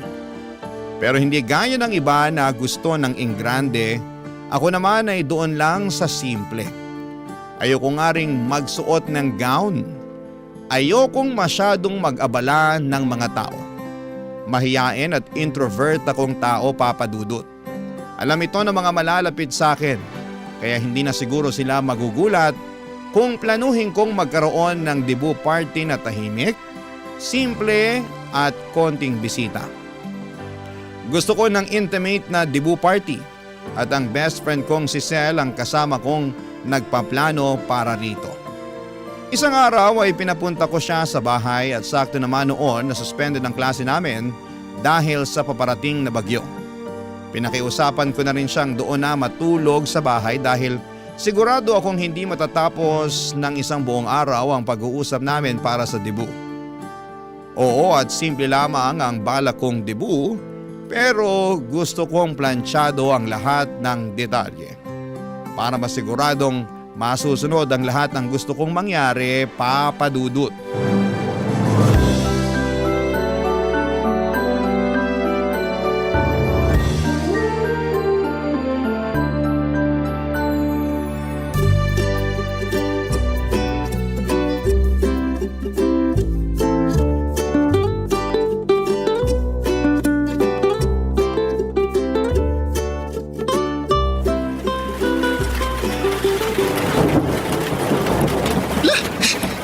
Bumuhos ang ulan, dumating na ang bagyo.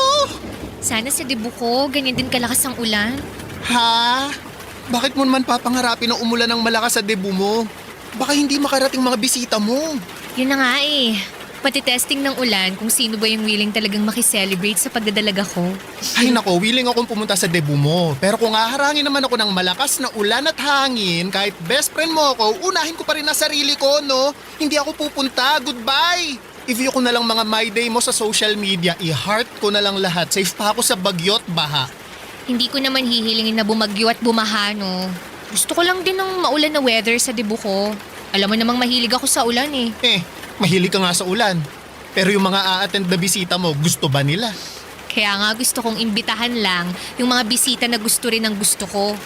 Mga bisita na hindi magiging problema kung bumuhos ang ulan sa debut ko. Gets mo? Hindi kita gets, pero dahil best friend mo ako, wala akong ibang choice. Gusto ko rin pala sa debut ko ng pakape. Teka, debut ba tong pinagpaplanuhan natin o lamay na? Grabe ka naman. Gusto ko lang talaga ng kape kaysa sa alak. Masarap yung partner yun pag umuulan. Alam mo, ang kampante mo mag-isip na uulan talaga sa birthday mo, no? Kahit hindi umulan, meron pa ring pakape. Kung masyadong mainit nun eh, di iced coffee ang solusyon, di ba? Bukod sa burol-themed party, ano pa bang gusto mong ganap, ha? Ayoko ng 18 roses tsaka 18 candles. Bakit? Hindi na debut kung wala yun. Gusto ko 18 sampagita at 18 chocolates, di ba? Sampagita, ano ka, santo? Kanina pamburo lang gusto mo, ngayon naman pang altar, pang novena. Makinig ka muna kasi. Alam mo namang paborito kong inaamoy ang sampagita, di ba? Tsaka comfort food ko ang tsokolate. Ayoko ng kandila kasi para akong pinaglalamayan. Pero yung kape at sampagita, hindi mo kang pinaglalamayan. Alam mo ikaw, nakakainis ka. Naturingan kang best friend ko pero hindi mo man lang masuportahan isa sa mga gusto kong mangyari sa debut ko. Best friend mo ko. At kaya ako nandito para iparealize sa'yo kung OA na sa pagiging weird ang mga plano mo. Ano namang mali sa weird? Gusto ko nga ng kakaiba eh. Di ituloy ang pakape at pasampagita. Gusto mo rin ba na sisiw? Biscuit, crying ladies? Ay nako, nakakainis ka. Ay, joke lang naman. Ito naman, napikon agad. Alam mo namang mapang-asar tong best friend mo. Sige na, magsabi ka na ng ibang plano mo, hindi na ako magja-judge. Hindi mang-judge. Kilala kita no? Kahit hindi ka magsalita, kita ko pa rin sa mukha mo kapag nanghuhusga ka na. Parang may subtitle yung mukha mo palagi kapag may nilalait ka eh. Huwag ako, uy! Alam mo naman na palang ganito ako, tapos sa akin ka palalapit para dyan sa mga weird na plano sa debut mo. Ay, kung bakit naman kasi ikaw pa tong napili ko maging best friend eh? Ay, wow. Umuwi na lang kaya ako, no? Bakit? Kaya mo bang suungin ng bagyo ngayon, ha? Sige na. Anong gusto mong kape sa debut mo? Benguet o Arabica? Nagpatuloy kami sa pagpaplano ni Sel para sa debut ko. Hindi ko naman siya nakitaan pa ng panghuhusga sa mga gusto kong mangyari. Takot lang niya na pauwiin ko siya sa gitna ng bagyo, Papa Dudut. Sinabi ko sa kanya na gusto kong tanggalin sa listahan ng mga tradisyonal na pagsa-celebrate ng debut ng isang Pinay. Ayoko rin ng mga pasayaw, isang malaking X to para sa akin na introvert. Gusto ko lang na sa bawat mesa ay merong kapeng nakahanda. May mga chicheryang paborito ng bawat tao sa mesa. Para sa akin, masarap isabay ang kape at chicherya. Nagtatalo kasi ang tamis, pait at alat. Hindi ko alam kung matutuwa mga bisita ko noon at kung parehas kami ng panlasa. Pero pwede naman nilang hindi galawin yon kung ayaw nila. Bala ko ring magpalabas ng horror movie, yon ang may naganap sa debut ko. Gusto kong sabay-sabay kaming manonood ng nakakatakot na pelikula habang nakasuot ng pajama.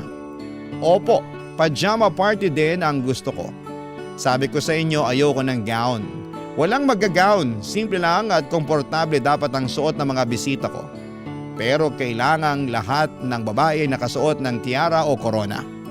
Lahat ng bisitang dadalo ay mga kaibigan kong subok na ng panahon. Ayoko ring mag-imbita ng mga matatanda na. Lahat ka-batchmate ko dapat. Kasi sila lang din naman ang makakaunawa sa mga plano ko. Para sa weirdo na debut party ko. Planchado na nga namin ni Sel ang mga plano, Papa Dudut. Hanggang sa biglang sumingit si nanay sa usapan namin ni Sel.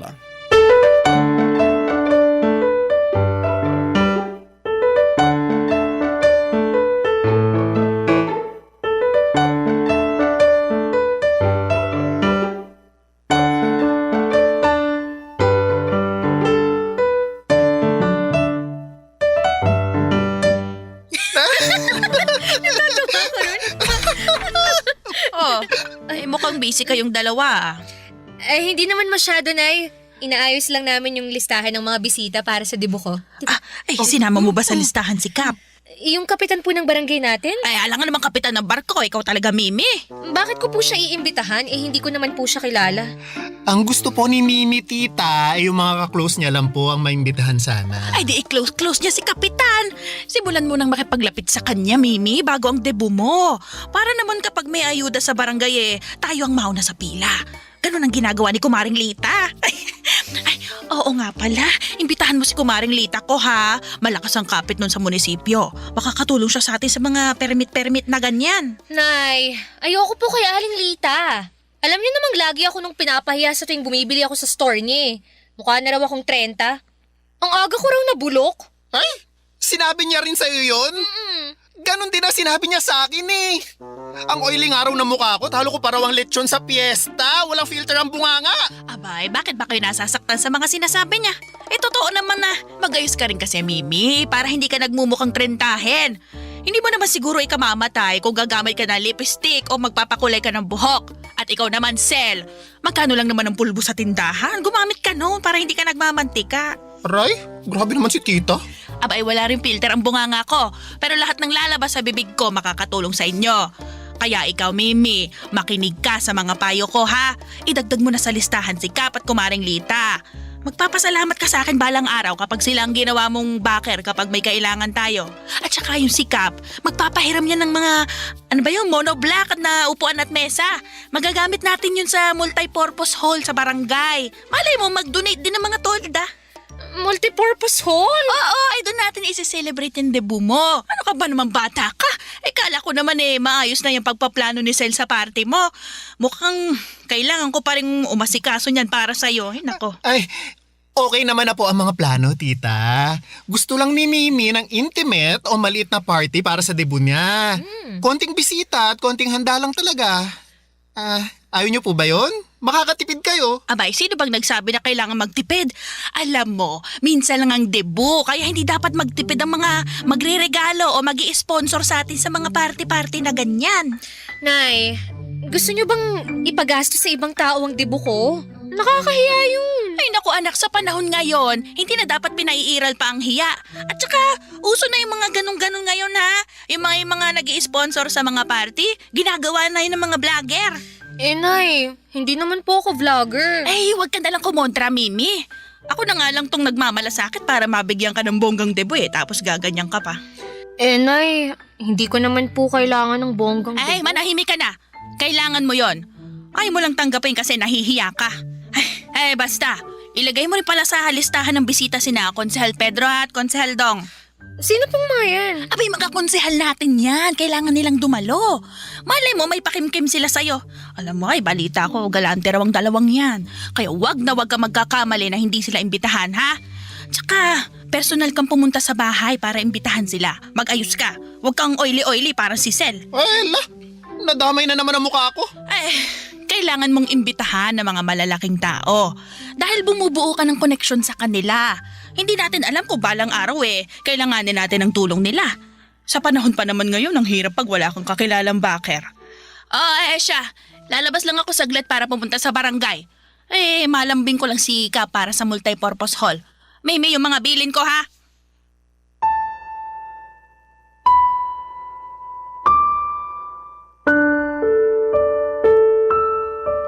Hindi na ako hinayaan ni nanay na depensahan ang mga plano ko para sa debut ko. Tulad ng dati, siya pa rin ang nasunod sa mga kagustuhan niya. Nagkatinginan na lamang kami ni Sel. Ang mga mata ni Sel ay kitang-kita ko na parang nagsasalita at sinasabing inaasahan na niya na ganon nga ang mangyayari. Ganon talaga si nanay. Hindi na ako nagulat pero nasaktan lang. Akala ko naman kasi ay buong puso na niya akong pinagkakatiwalaan sa mga gusto kong mangyari para sa debut ko. Yun naman kasi ang naging usapan namin kaya nagkaroon kami ng chance ni Sel na pagplanuhan yon. Pero bigla na lamang siyang pumasok sa eksena at binura lahat ng pinaghirapan naming gawin. At parang wala lang yon sa kanya. May pagka-controlling si nanay, sa bahay namin siya lang ang patas. Kami ni tatay tahimik at tagasunod lamang niya. Hindi po kami mayaman, Papa Dudut, yon ang sigurado ako. Kaya nga gusto ko lang ng tahimik at simpleng selebrasyon para sa dibo ko. Para rin naman yon sa aming pamilya. Kaya lang ay ayaw naman ni nanay dahil alam niyang meron siyang ibang tao na malalapitan at magagatasan. Ganon ang ugali niya noon pa man. Lagi siyang kumakapit sa ibang tao para sa mga kagustuhan niya. Lagi niyang gustong ipagkalandakan sa ibang tao na bongga ang buhay namin kahit malayo iyon sa katotohanan. Kaya gumagawa siya palagi ng paraan para magkaroon ng koneksyon sa ibang taong mas mataas sa amin para lamang masuportahan ang pagiging social climber niya. Pero pati ba naman sa sarili kong dibu, Papa Dudut, ay gagawin niya. Barangay Love Stories. Barangay Love Stories. Mahilig manggamit si nanay ng mga tao. Masigurado lamang na makuha niya ang kanyang gusto. Naalala ko pa noong bata pa lamang ako ay madalas niya akong tinutulak sa mga ninong at ninang ko kahit na hindi naman Pasko. Kapag kinakapos kami ay lagi niya akong pinapadalaw sa mga ninong at ninang ko at wala silang magawa kundi ang mag-abot ng pera sa akin kahit na labag naman sa kanilang kalooban. Bata pa lamang ako ay natutunan ko nang basahin ang mga mukha ng mga taong hinaharap sa akin ni nanay. Ewan ko. Pero parang yon ang proteksyon ko para malaman kung tama pa ba ang ginagawa namin ni nanay. Pansin ko sa mga mukha nila na ayaw nilang inilalapit ako ni nanay sa kanila. Na parang masyado nang abusada si nanay sa pagdikit sa kanila at panggagamit sa akin.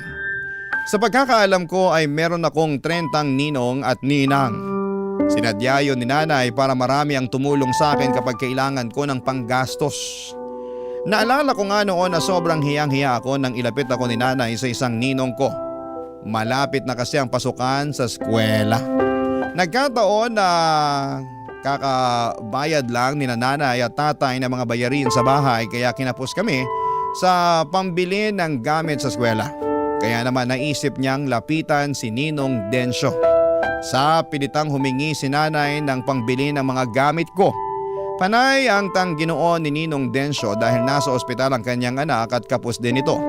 Sinumbatan siya ni nanay at nagpaawa sa dulo na may responsibilidad din siya sa akin dahil siya ang ikalawang magulang ko. Hiyang-hiya ako noon kay Ninong Densyo lalo't nagipit na siya ni nanay. Nag-abot si Ninong Densyo ng 200 piso. Hindi yon sapat para kay nanay pero wala naman siyang magawa kung yun lang ang kaya ni Ninong Densyo. Ang pagiging garapal ni nanay sa mga ninong at ninang ko ang dahilan, Papa Dudut, kung bakit gusto ko na agad na magdalaga. Dahil sa nakasanayan ng mga Pinoy kapag nagdalaga o nagbinata na ang inaanak mo ay hindi mo na obligasyong mag-abot. Pero mukhang hindi ganon ang gustong mangyari ni Nanay Papa Dudut.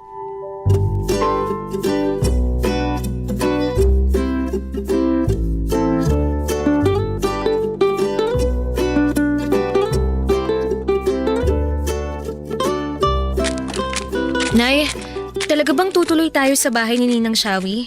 Abay, oo naman. Bakit naman tayo aatras? Andito na tayo, oh. Kumatok ka na. Dali mo. Nay. Ay, talaga namang ikaw bata ka, oh. Tanggalin mo na nga yung pagiging mahiyain mo. Wala kang mapapala kung uugaliin mo yan hanggang pagtanda. Katok na.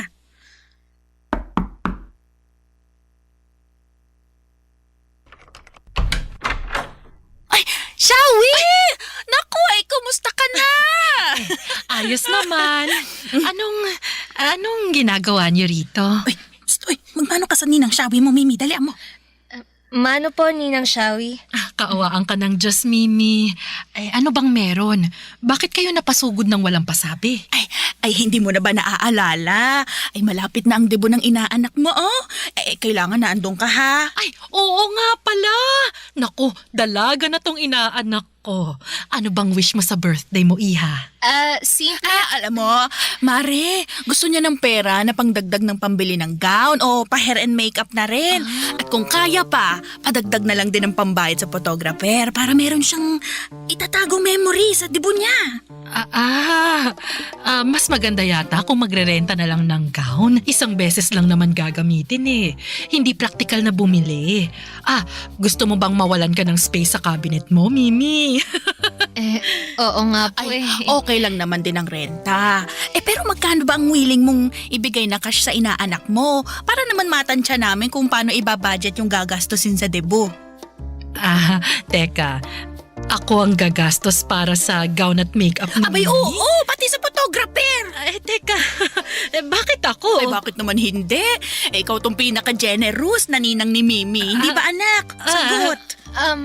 Nay. At saka magkano lang naman yun kung tutuusin? Kulang-kulang mga 10,000. 10,000? Ay nako, hindi ka ba marunong makinig? Kulang-kulang 10,000. Hindi saktong 10,000. Ikaw talaga, Shawi. Hanggang ngayon bingi ka pa rin. Teka ha. Ginugulat mo naman ako sa gusto mong mangyari, kumare. Medyo malayo pa naman ang debut, kaya kalma ka lang. Kaya mo pa yung pag-ipunan. Huwag ka magulat ha. Uy, may time ka pa naman para paghandaan yung ibibigay mo kay Mimi.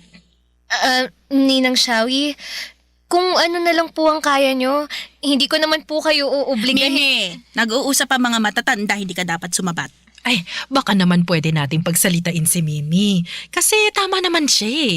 Hindi mo ako pwedeng obligahin dahil marami rin akong gastusin na kailangan gawin. Ay, grabe naman. Samantalang nung binyag nitong si Mimi, tanda ko pa ha, ikaw lang tong hinayaan kong mag-uwi ng kalahati ng ulo ng lechon at lahat ng natirang bihon at puto. Tapos ngayon pagdadamutan mo ang pagdadalaga ng inaanak mo? Naku, wag ka naman sanang manumbat, kumare. Sa tingin ko naman marami na rin akong naibigay kay Mimi. Taon-taon, kahit hindi Pasko, nag-aabot ako sa tuwing dinadaanan ko siya rito sa bahay. Ayaw mong manumbat ako. Pero ano yung ginagawa mo? Panunumbat din naman yan, hindi ba? Sayang naman pala ang pagpunta ko rito napahiya lang tong anak kong si Mimi. Kung kailang huling beses na magbibigay ka ng regalo sa inaanak mo saka ka patatanggi. Sa pagkakaalam ko, turo ng mga lolo at lola natin noon, huwag pagdadamutan ng mga inaanak dahil bibigat daw ang buhay mo. Sobra ka namang manakot. Ay, wala akong 10,000 rito. Pero kaya ko magbigay ng 4,000 piso. Kaya lang sa katapusan ko pa maibibigay. Sakto, sahod ng kumpare mo. Abay, dagdagan mo naman ng 1K. Ayaw pang kalahatiin Ay, sige. Para kay Mimi. Naku, kung hindi lang mabait tong inaanak ko sa akin, hindi ako papayag sa gusto mo. Mabait naman pala tong si Mimi sa'yo Bakit hindi mo nalang isaradong 7K? Ako na bahalang humingi sa ibang mga ninang niya ng mga kulang. Sagad na yung 5K, Mare. Kung ayaw mo pang tanggapin, mas mabuti pang magsulian na lang tayo ng kandila.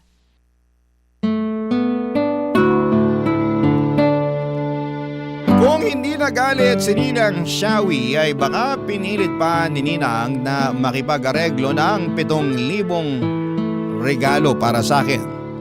Nakakahiya, pulang-pula noon ang mukha ko. Halos hindi ako makapagsalita noon dahil sa inasta ni nanay. Parang ako pang nahihiya para kay Ninang Shawi. Hindi naman sana siya magbibigay kung hindi pinamukha ni nanay na yun ang huling beses na magbibigay ito ng aginaldo sa akin bilang inaanak niya. Nahiya na tuloy akong dumalaw sa kanya kahit wala naman akong kailangan, Papa Dudut. Madalas kasing dumadaan ako kay Ninang Shawi after ng klase para tumulong sa kanya sa mga gawaing bahay. Mabait kasi si Ninang Shawi sa akin. Madalas niya akong inaabutan noon ng pera pero panayang pagtanggi ko. Puro tsokolate lamang ang tinatanggap ko sa kanya kaya nga sobrang hiya ko nang magmukhang piniperahan ni nanay si Ninang Shawi para sa dibo ko. Hindi lang si Ninang Shawi ang kinuhanan ni nanay ng pera. Pati ang ibang ninong at ninang ko na alam niyang nakakaangat sa buhay, ni-require niyang magbigay ng pera para pangtustos sa mga gastusin para sa dibo ko. Sobrang nakakahiya dahil ako ang nakaharap sa mga ninong at ninang ko habang inuobliga sila ni nanay na mag-abot. Gusto ko nang magpalamo noon sa lupa.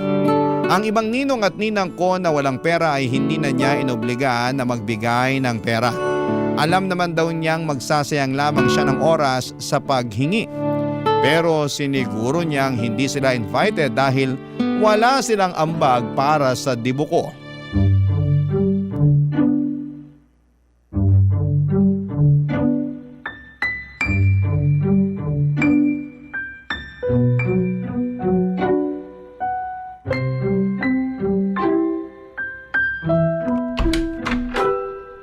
Nay, Tay, sa sala, Mimi. Nasaan po si tatay? Ay, ayun, umalis. Binungangaan ko eh. Hindi ko alam kung saan nagpunta. Ano na naman po bang ginawa niyo kay tatay? Ay, wag mo siyang kakampihan ha. Hindi mo alam kung anong nangyari. Hindi na lang ako magtatanong. Ay, mabuti pa nga. Likpit mo na nga lang yung mga paper bag at mga resibo dyan sa sopa para makahiga ako mamaya pagkatapos kong bilangin yung inutang ko. Umutang kayo? Kanino? Bakit? Ay, doon sa kakilala ng tatay mo na may pasugalan. 25,000 lang naman. Ha? 25,000? Para saan po yun? Ay, para saan pa ba? Eh di sa debo mo. Nay, ang laki naman po niyan. Dapat hindi na kayo umutang. Ay, nako. Ay, parehas mo talaga mag-isip ang tatay mo. Ganyan din ang sinabi niya sa akin kanina, kaya pinalayas ko. Akala mo naman ko siya magbabayad eh. Ginawa ko lang naman siya co-maker. Naiintindihan ko po si tatay kung sakaling magalit siya. Sobrang laking pera po niya, Nay. Saan naman tayo kukuha ng ipambabayad dyan? Alam niyo namang hindi stable ang mga trabaho niyo pareho ni tatay eh. Mababayaran ko rin tong inutang ko. Oras na dumalo na ang mga bigating bisita mo. Sa kanila natin huhugutin ng pambayad. At nag-compute na nga ako kanina eh. Kapag lahat sila ay dumalo, paniguradong mababayaran natin tong 25,000 na inutang natin at may matitira pa. O di ba? Hindi lugi ang negosyo. Bakit naman parang ginawa niyong negosyo ang debo ko? Hindi naman sa ginagawang negosyo, anak. Nagiging practical lang tayo. Makikikain sila sa handa tapos mag-e-enjoy pero wala silang ambag. Ano tayo maghihirap? Hindi na pwedeng ganun mindset. Pero yung mga nakuha natin sa mga ninong at ninang ko, feeling ko naman kasya na yun para maitawid lang tong debo ko eh. Ay, hindi sapat yun no. Itatabi ko yun para sa emergency. Hindi natin gagalawin yon. Mabuti na ang wais. Dapat may pang-extra tayo. Nay, wag na lang kayo akong magdebo. Ano pinagsasasabi mo dyan? Para saan pa kung kinapalan ko ng pagmumukha ko na hinarap at hininga ng pera yung mga ninong at ninang mo, ha? Yung pakikipag-usap ko kay Kap para ipahiram yung multipurpose hall. Alam mo ba pinarenta niya pa sa akin ng mga monoblock na upuan at mesa dahil hindi na raw yung sakop ng barangay? Napakakuripot ng kapitan na yan. Hindi man lang ginawa ng paraan eh. Ako, humanda siya sa akin sa susunod na eleksyon. Huyo siya sa akin. Tingnan niyo na nga. Ang dami ng taong naaabala dahil lang sa debo ko. Pati na rin po kayo. Sabi ko naman po sa inyo, simple lang ang gusto kong mangyari sa debo ko eh. Walang gown, walang roses, walang candles. Nakapajama lang ang lahat at nagkakape habang nanonood ng horror movie. Ang simple nun, ang dali. Hindi na kailangan ng 25,000. Ano ba naman yung gusto mo mangyari? Ang pangit-pangit. Pagsisisihan mo kapag itinuloy mo ang planong yan. Baka mamaya i-chismis ka pa ng mga dadalo at sasabihin walang kwenta yung debo mo. Kesa naman mabaon po tayo sa utang. Mas gusto ko pa ngang wag na lang mag-celebrate eh. Alam mo, nag-iinit ng ulo ko sa'yo ha. Mabuti pa, samahan mo na lang ng tatay mo kung nasaan man siya ngayon. Kayong mag-ama talaga, nako. Wala na kayong ibang ginawa kundi pasakitin ang ulo ko. Malis ka. Magsama kayo ng tatay mo. Total, magkamukha naman kayo. Alis! Galit na galit noon si nanay at halos lumuwa na ang mga mata niya sa sobrang inis. Namumula pa ang mukha niya na akala mo ay kamatis. Wala akong ibang nagawa kundi ang umalis ng bahay para magpalamig din kahit ako ay napupuno na ng galit. Kung ano-ano na lamang ang ginagawa ni nanay para sa debo ko. Gusto ko rin namang sisihin ang sarili ko dahil hinayaan ko siyang pakialamanan ang mga plano ko. Wala nang nasunod kahit isa sa mga kagustuhan ko. Kahit ang kape pinatanggal ni nanay. Pinalitan niya ng alak para raw mag-enjoy ang mga matatandang bisita niya. Mga bisita niya? Opo, puro bisita niya halos ang dadalo. Ilan lang ang mga kaibigan kong pinayagan niyang pumunta. Gusto niyang mapera ang lahat ng mga bisita. Habang naglalakad ay hindi ko maiwasang maiyak. Ang lungkot ko, ang tagal kong inabangan ang debo ko. Ang tagal kong ini-imagine ang gusto kong mangyari tapos sa huli wala rin palang masusunod. Ang sakit na sarili kong ina ang tatabla ng kasiyahan ko. Ni hindi man lang ako pinakinggan ni nanay. Ang gusto lang niya ay makakuha ng pera. Ginawa niya akong negosyo, parang pinagkakaitan niya ako. Hindi na siya concerned sa selebrasyon ng pagdadalaga ko. Mas concerned siya sa maibubulsa niya. Mas marami na siyang naplano para sa perang malilikom niya kesa sa gawing memorable ang pagdidibo ko, Papa Dudut. Barangay Love Stories. Barangay Love Stories. Nagpagabi ako sa daan at hindi ako umuwi ng bahay hanggat hindi ko nahahanap si tatay. Panay ang tawag ko sa cellphone niya pero hindi siya sumasagot. Kung sino-sino na ang binulabog kong kakilala niya pero hindi nila alam kung nasaan si tatay. Gusto kong totohanin ang sinabi ni nanay na magsama kami ni tatay. Gusto kong maghanap ng kakampi. Sumabog na rin ako, si tatay lang ang naisip kong lapitan. Alam kong kakampihan niya ako at tulad ko ay alam kong napupuno na rin siya kay nanay. Hindi naman nagtagal ay sinagot na rin ni tatay ang pagtawag ko. Nasa isang bilyaran pala siya. Nasa jacket niya ang cellphone at nakasabit sa dingding kaya hindi niya napansin agad ang pagtawag ko. Nagsumbong ako sa kanya tungkol kay nanay at pinapunta niya ako sa kanya para mapag-usapan naming dalawa. Tulad ng dati, kalmado lang si tatay. Hindi ko talaga alam kung paano niya nakakayanan si nanay. Hindi ko alam kung paano siya kumakalma sa tuwing tagilid na ang mga rason ni nanay sa kanya, Papa Dudut.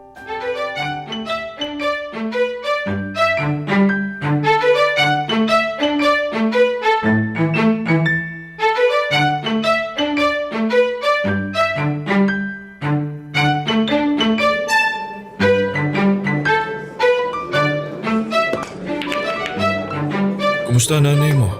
Ayun, bungangera pa rin. Kaya nga nilayasan ko na agad bago pa maging Armalite na unlimited ang bala ng bunganga niya.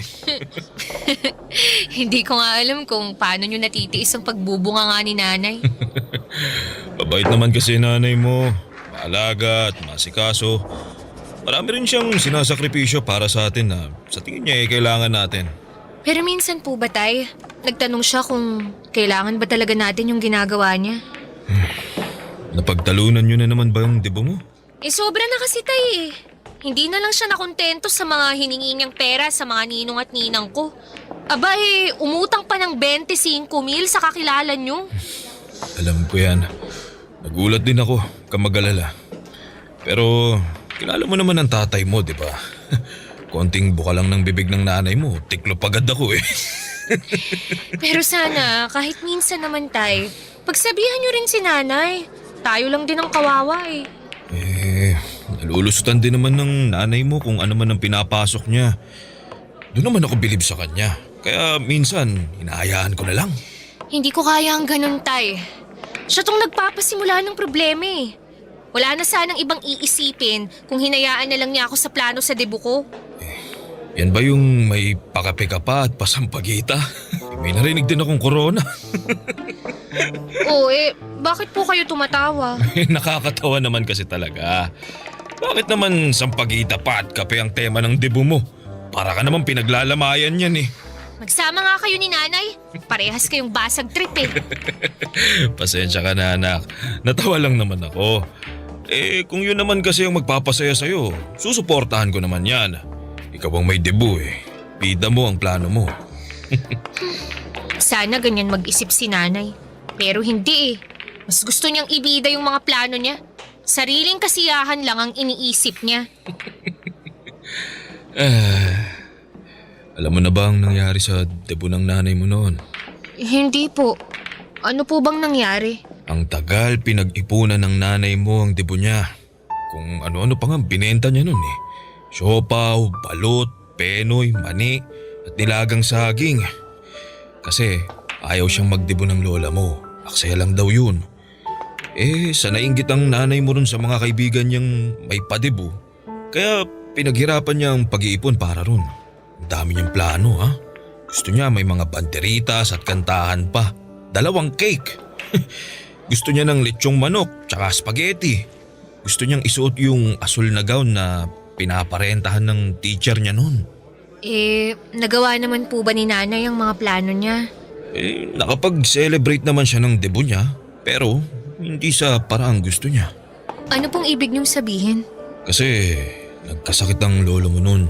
At kinailangang gamitin yung naipong pera ng nanay mo para madala sa ospital ang lolo mo. Wala naman siya nagawa. Panganay ang nanay mo eh. At alam nilang may naitabi siyang pera. May natira naman po bang pera para sa debut niya? Ang alam ko wala. Kaya nagbenta uli siya ng kung ano-ano. Pati tabo at balde sa bayan, nagbenta na rin siya. Pero hindi kinaya. Ano na lang pong nangyari sa debut ni nanay? Ayun, nakabili siya ng mga tinapay na putok, margarine at tinitimplang orange juice. May kaibigan siyang nagboluntaryo na gumawa ng mga bulaklak gamit ang crepe paper para madekorasyonan yung debut ng nanay mo. Ako rin ang nagpahiram ng stereo para naman may musika sa debut niya. Nakasuot lang din siya ng simpleng bestida na pangsimba dahil hindi niya na nirentahan pa yung gown na pangarap niya. Nakakaawa naman pala si nanay. Ang masakit pa, kinantsawan at nilait pa siya ng mga dumalong bisita noon. Pinagchismisan ng ilang araw sa barangay namin yun. Nakikikain na nga sila, ganun pa gagawin nila. Kaya nalungkot ang nanay mo nun. Halos di lumabas ng bahay yun. Kaya sana maintindihan mo anak kung bakit ganun kagusto ng nanay mo na maibigay sa'yo ang engranding debut.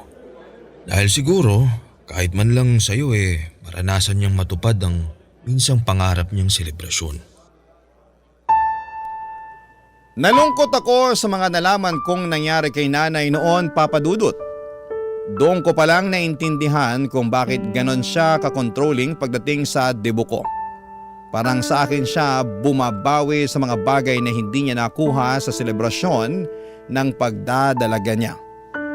Lumambot ng puso ko dahil doon gusto ko na lamang sumunod sa mga kagustuhan niya. Kung para sa ikakasaya niya ay ayos na ako roon. Ayoko maging selfish at puro sarili ko lamang ang iniisip ko. Alam kong debut ko yon pero gusto kong i-share yon kay nanay. Deserve niyang magkaroon ng ganong klaseng debut at inaya ko na noon si tatay na umuwi na. Bago kami umuwi ay bumili muna kami ng spaghetti at litsyong manok para pasalubong kay nanay. Bilin ni tatay huwag ipaalam kay nanay ang tungkol sa mga nalaman kong kwento niya.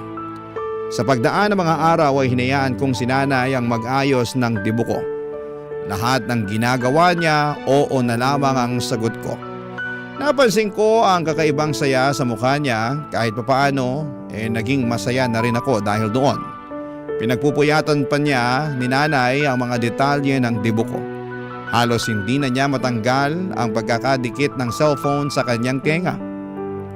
Palagi siyang may kausap sa cellphone niya para asikasuhin ang mga taong involved sa debut ko. Hanggang isang araw ay nakita kong stress na siya. Mukhang may hindi magandang nangyari. Nilapitan ko siya at kinausap ko, Papa Dudut.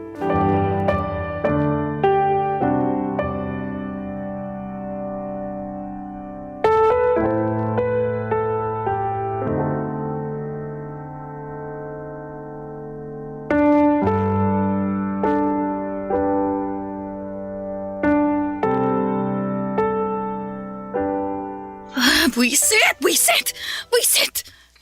Nay, ayos lang po ba kayo? Obvious ba? Siyempre hindi. Subukan niyo pong kumalma. Ano po bang nangyari? Hindi ako kakalma kapag ganitong binibwisit ako ng mga bisita mo. Bisita? Ano po bang ginawa nila? Pinagaksayahan ko lang sila ng laway at oras. Akala ko pa naman dadalo sila. Tapos kung kailang 2 araw na lang bago ang debut mo, saka sila magsasabi na hindi na lang daw pupunta. Hayaan niyo na po. Baka may importante lang silang lakad. Baka may emergency. Importanteng lakad, emergency. Ayaw lang nilang makisali sa 18 blue bills at 18 gadgets. Kaya pala mainit ang ulo niyo. Talagang iinit ang ulo ko. Nalista ko na lahat ng pera na makukuha natin sa debut mo Kasyang-kasya na yun para sa ibang gastusin at ibang kailangan natin pagkatapos ng debut. Tapos bigla sila mag-aatrasan. Alam mo bang 2 na lang ang natira sa 18 blue bills? At least po, may natira pa. May 2,000 pa tayo, di ba? Sa tingin mo ba sapat ang 2,000 na malilikom natin? Naku, nakakahiya to kapag nalaman ng mga dadalo. I-announce pa naman ang lahat na mag-aabot ng 18 blue bills. Pagtatawanan lang tayo kapag nalaman nilang 2 lang ang magbibigay.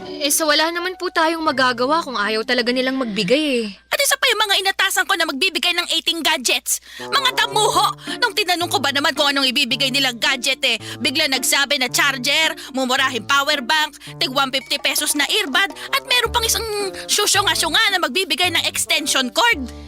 Hindi ko naman po kasi kailangan ng gadgets, Nay. Alam niyo namang wala akong kahilig-hilig dyan Kung wala kang hilig sa gadgets, ako gusto ko. Umaasa ako sa cellphone o mamahaling powerbank man lang sana para maibenta natin. Wag na po yun, Nay. Tsaka, di ba, meron pa rin namang ibang bisita na nag-promise na magbibigay ng regalo? Ay nako, wala akong tiwala sa mga yon. Baka sardinas lang at mag ang ibigay nila. Ayoko nang umasa. Ay nako, mga buwisit sila. Ang tagal ko silang kinausap, kinumbinsi ko isa-isa. Hindi na ako nakakakain sa tamang oras at hindi ko na rin nagagawa ang mga sideline ko para lang masiguro na magiging perpekto ang debut mo. Nay, hindi ko naman kailangan ng perpektong debut Alam niyo naman na kahit saang selebrasyon pa yan, meron talagang mga hindi nakakapunta at hindi nasusunod.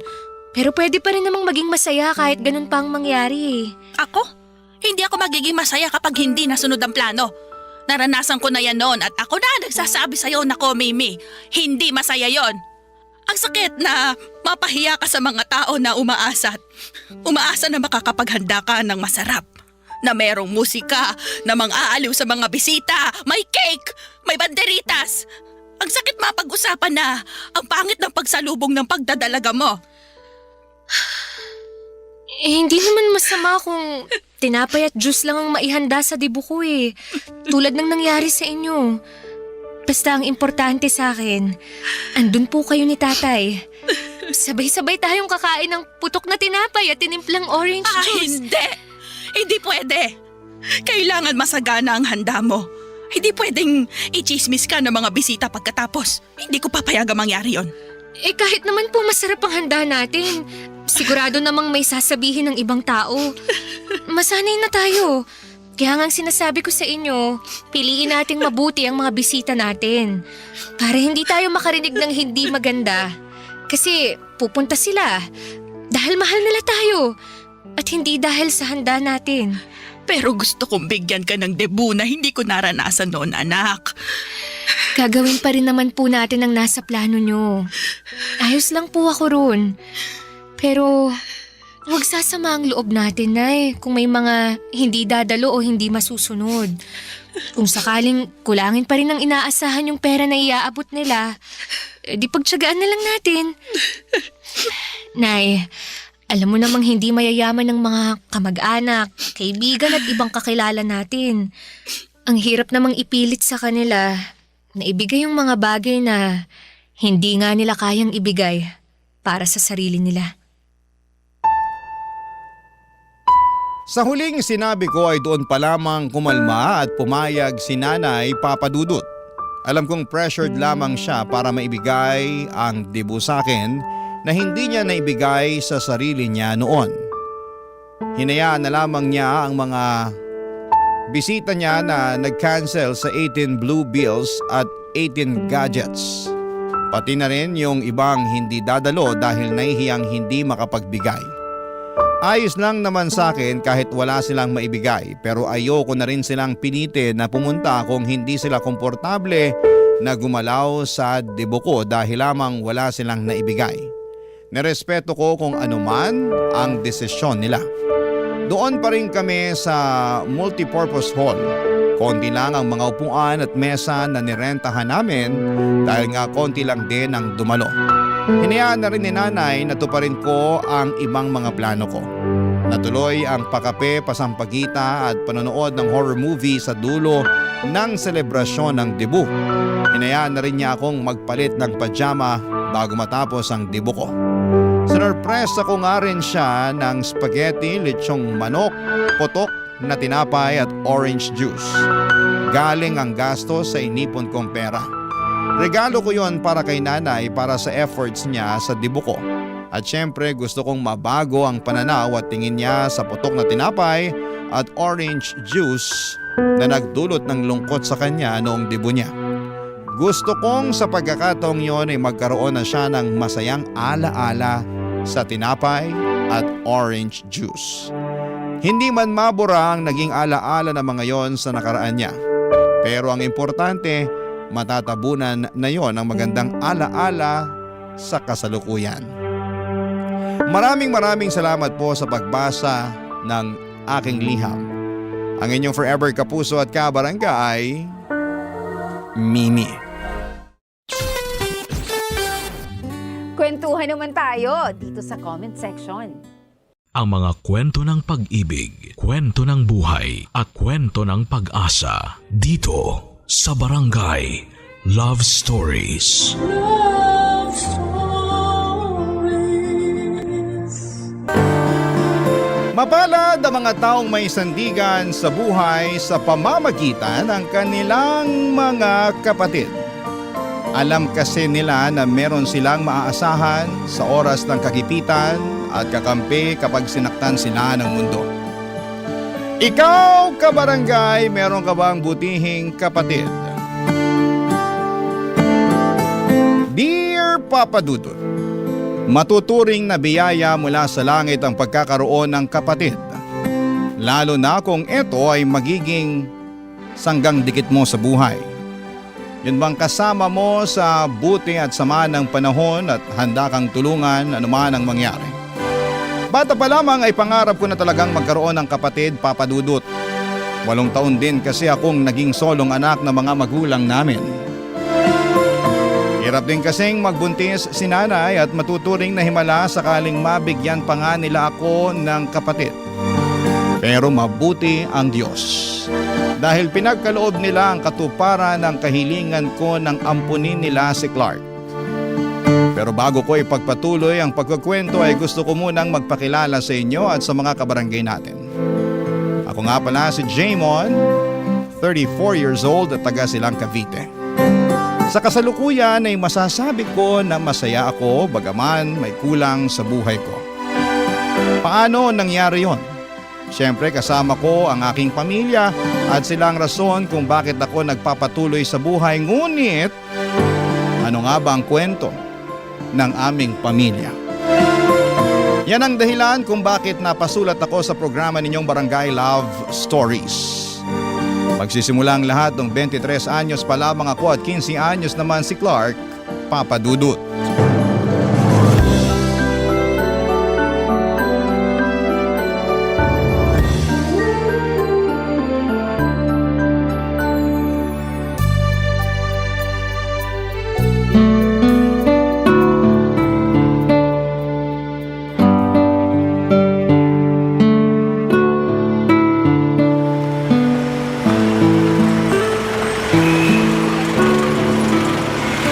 Nasaan na kaya si Clark? Sabi ni nanay sa malapit na tindahan lang naman daw niya inutusang bumili ng suka at toyo. Kahit kailan, napakagala talaga ng batang yun eh. Wala na yun! Naku, nag-aaway ba yun? Naku, mga kabataan na to! Awatin niyo, dali! Hoy! Ano ba kayo awatin niyo? Akala niyo uurungan ko kayo porque marami kayo? Ha? Clark! Kuya! Tumayo ka nga dyan! Wala ka pala, Clark eh! Ano? Puro ka lang yabang! Sino puro yabang, ha? Uy, tumigil na nga kayo! Nagkakasakitan na kayo eh! Saka kayo ha? Gusto niyo ba ipabarangay ko kayo? Ang lalakas ng loob niyong pagtulungan ng kapatid ko eh. 3 kayo tapos mag-isa lang siya. Eh bakit? Kapatid niyo ang nauna! Inangasan kami! Pinagsasasabi mo kayo kaya nauna! Tumigil na sabi kayo! Magsiuwi na nga kayo, lakad na! Clark, umuwi na tayo. Kanina ka pa hinahanap ni nanay. Lagot ka talaga dun.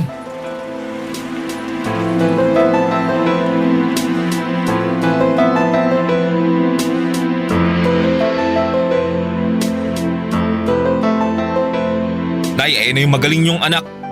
Naabutan ko lang naman na nakikipag-away. Siya lang mag-isa tapos 3 pa yung kalaban. Kaya ko naman sila kung hindi ka lang sana umiksena, kuya eh. Kaya.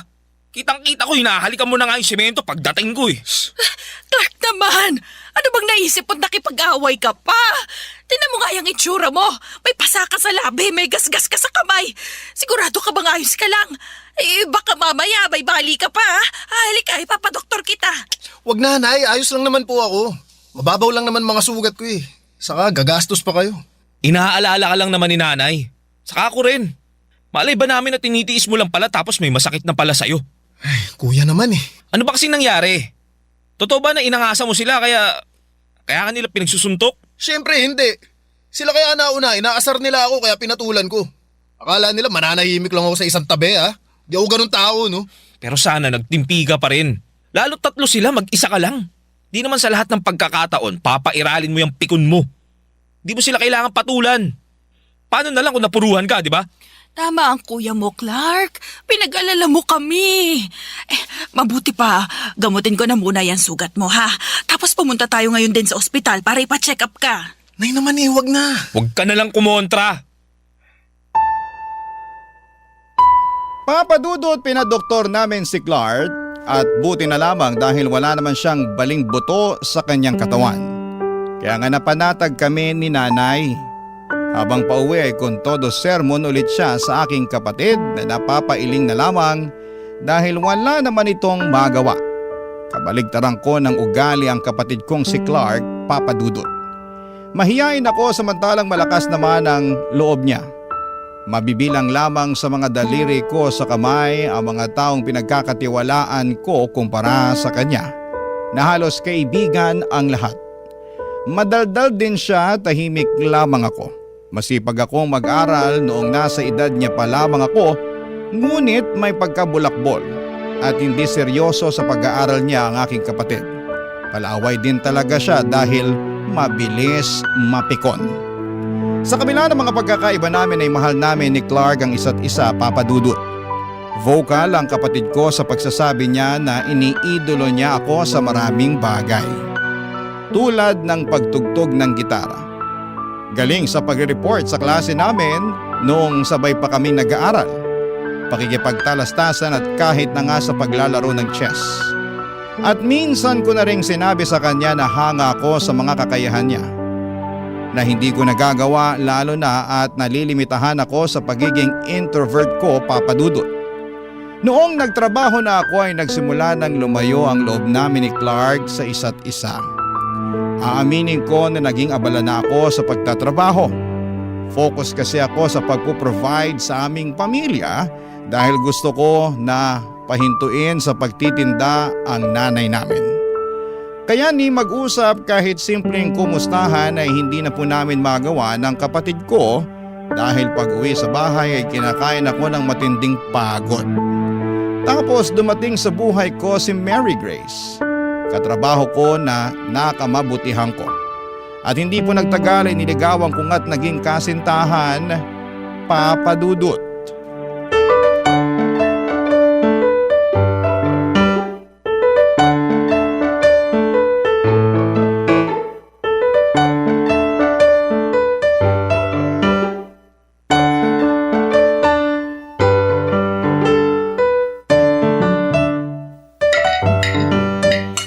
Kain ng kain, Mary Grace. Sarap ang luto ng nanay ko. Oo nga eh. Paborito ko na tong potsero. Panalo! Nako salamat naman kung ganon dahil nagustuhan mo, nak. Excited po talaga ako na matikman tong specialty ninyo. Kasi laging binibida ni Jaymon tong luto ninyo. Talaga? Nako, bigla tuloy akong nahiya. Wag na po kayong mahiya, Nay. Tsaka, totoo naman po yung kinukwento ko kay Mary Grace eh. Tingnan nyo, enjoy na enjoy siya oh. Totoo po. Ang sarap-sarap talaga ng luto nyo. Naku, mukhang mapaparami ako ng kain ito. Ayos lang yan. Basta kumain lang kayo ng kumain, ha? Masaya talaga ako na sa wakas may pinakilala ng girlfriend tong anak ko si Jaymon. At saka, sana ikaw rin ang mapangasawa niya. Ay naman, asawa talaga agad. Oo, bakit? Ayaw mo ba? Gusto pero mga bata pa po kami ni Mary Grace. Saka gusto pa po naming i-enjoy ang pagiging mag-boyfriend at girlfriend namin. Tama po si Jaymon, tita. Ay oo naman, syempre. Teka, asan po pala si Clark? Bakit di natin siya kasabay kumain ngayon? Ay nako, yung kapatid mo, hindi pa rin umuuwi. Talaga po? Sana naman kaya pumunta yung batang yun? Andito na po ako. Oh, Clark, anak. Ay, mabuti naman ay naisipan mo pang umuwi. Uwi mo naman, Nay. Hindi pa naman hating gabi. Ha? Ano sabi mo? Hoy Clark, ba't mo sinasagot ng ganyan si nanay? Bakit, Kuya? Gusto eh, pero... Andito na po ako. Pero mga bata pa po kami ni Mary Grace eh. Tingnan nyo, enjoy ang pagiging mag-boyfriend at girlfriend namin. Andito na po ako. Pagagalitan mo rin ba ako? Napapansin ko parang pinagtutulungan niyo na ako ni nanay ah. Hindi naman yata patas yun, dalawa kayo, mag-isa lang ako. Wala kaming ginagawang masama sa'yo ng kuya mo. Saka, saan ka ba nanggaling? Bakit ngayon ka lang? Ano, sa classmate ko, may ginawa kaming project. Talaga lang project? Kung ayaw mo maniwala, edi wag. Clark, ano ba? Ay, naku, pasensya ka na Mary Grace ha.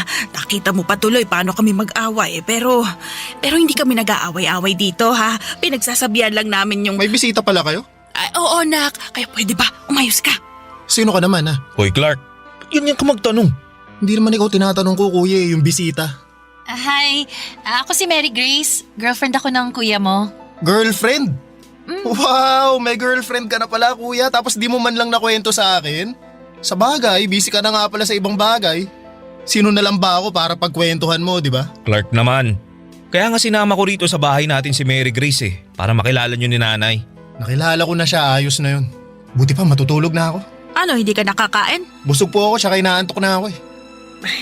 Naku Mary Grace, pasensya ka na talaga ha. Ganyan lang talaga yung ugali ng anak kong yun. Nako, wala naman pong kaso yun tite. Baka pagod lang talaga si Clark. Kaya mo, kakausapin ko na lang po si Clark bukas na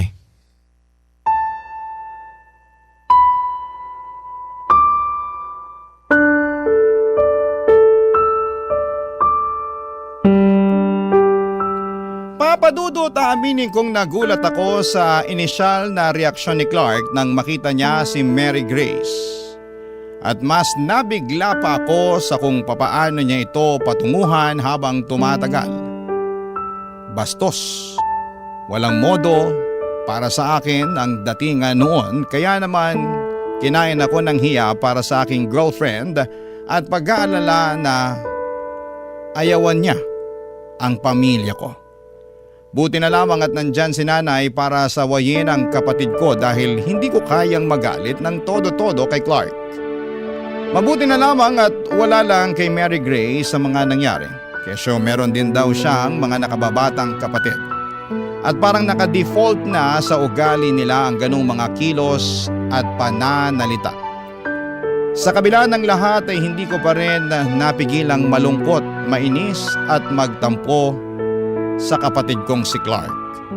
Dahil pakiramdam ko ay hindi lang sina nanay at Mary Grace ang binastos niya ng gabing yon, kundi ako rin na kuya niya. Kaya nga ginawa ko ang bagay na sa tingin ko ay nararapat kong gawin, at yon ay ang kausapin siya.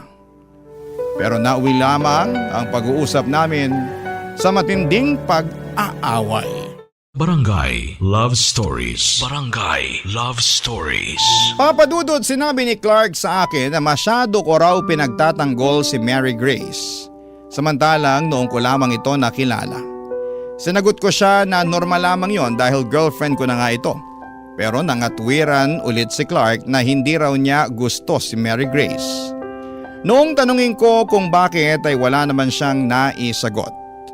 Doon ko sinabi na tigilan na niya ang ganong klase ng pag-uugali dahil hindi yun maganda at nakakahiya sa girlfriend ko. Pero imbis na magpasupil, humingi ng tawad at mangako na hindi na ulit siya mambabastos, ay nagalit si Clark at doon na nagsimula ang away namin. Mabibilang sa mga daliri ko sa kamay ang tagpo na nag-aaway kami ng kapatid ko. Hindi kasi ako pumapatol at sa abot ng makakaya ko ay inuunawa ko siya. Kaya nga masakit sa akin na nauwi sa away ang sanay dapat na maayos lamang naming usapan. Alam ni Mary Grace ang nangyari kaya inalo niya ako at sinabihan na mabuti akong kapatid. Na spoiled lang daw talaga si Clark at dapat wag ko raw hayaan na maapektuhan niya ang nararamdaman ko. Dahil doon ay gumaan ang loob ko. Hindi nagtagal, lagi nang nasa bahay namin si Mary Grace, bagay na madalas na kinakainis ng kapatid ko.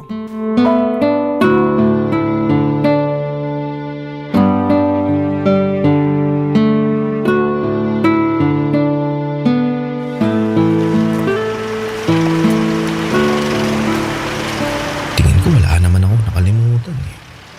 Soft drinks, potato chips, Sigurado matutuwa nito si Mary Grace. Bakit ba kasi lagi kang nandito? Wala na ba kayong ibang tambayan ng kuya ko bukod dito sa bahay ha?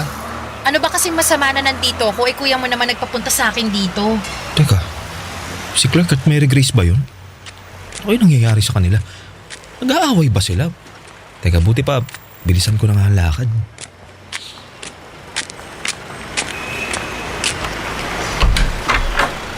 Ano?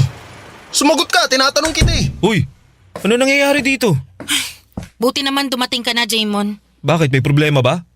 Tsaka, ano yun? Nag-aaway ba kayo ni Clark? Hindi wala akong ginagawa dyan sa jowa mo, no? Anong wala? Kanina lang tinataasan mo ako ng boses. Jaymon, yung kapatid mo inaaway ako. Bakit daw ako nandito sa bahay ninyo? Totoo naman palagi ka na lang nandito. Wala ka bang bahay? Ako nagpapunta kay Mary Grace dito sa bahay. Bakit ka ba nagagalit? Hindi ako galit, kuya. Nagtatanong lang ako. Kaya nga, bakit mo ba tinatanong? Wala naman kaming ginagawang masama. Di naman siguro kami nakakaabala sa'yo lagi kang wala sa bahay natin. Bigla-bigla ka na lang susulpot kung kailan mo gusto tapos magkakaganyan ka pa. Bakit? Bahay ko rin naman to Ayaw nyo nga magsama ako ng barkado ko rito tapos ikaw, sama ng kung sino-sino? Hindi kung sino-sino lang si Mary Grace. Girlfriend ko siya, Clark. Tsaka, bakit ka ba nagkakaganyan, ha? Ano ba problema mo? Wala. Parang di naman yata tama yung ugali mo na yan. Kailan ba ako gumawa ng tama sa paningin nyo ni nanay, ha? Lagi na lang masama tingin nyo sa akin Buti pa makaalis na nga sa pamamahay na to. Teka, sandali lang. Bakit ba? Anong bakit ba malapit na maghapunan? Pauwi na yung sinanay, bumili lang ng ulam. Ka na umalis. Kakain na tayo maya-maya. Ayoko nang kumain wala na ako ng gana. Clark naman. Hayaan mo na lang siya. Masyadong maarte. Mary Grace. Totoo naman Narinig mo nga kung paano ka sagot-sagutin, no? Akala mo kung sinong kaya nang tumayo sa sarili niyang mga paa? Edi ikaw na magaling. Ako talaga. Ano ba? Manahimik na nga kayo. Huwag na kayong mag-away.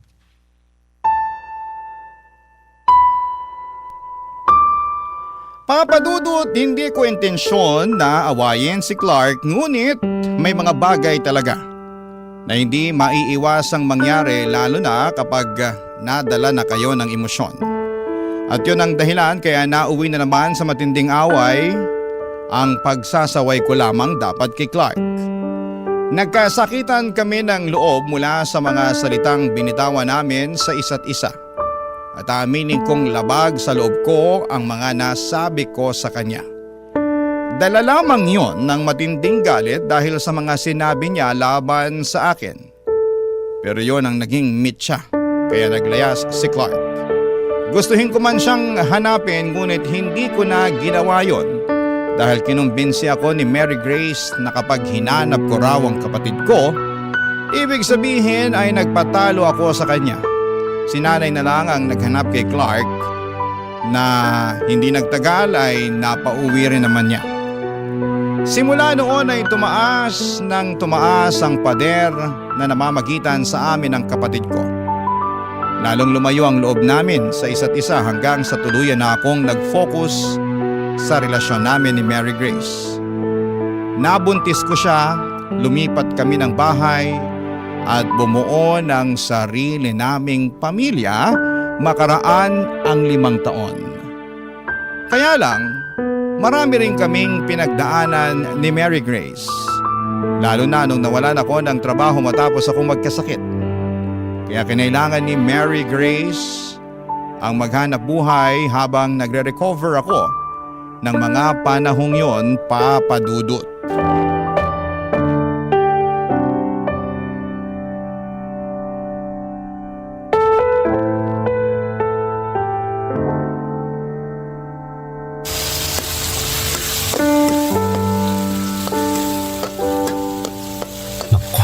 Sigurado, magugustuhan ni Mahal tong ulam na niluto ko.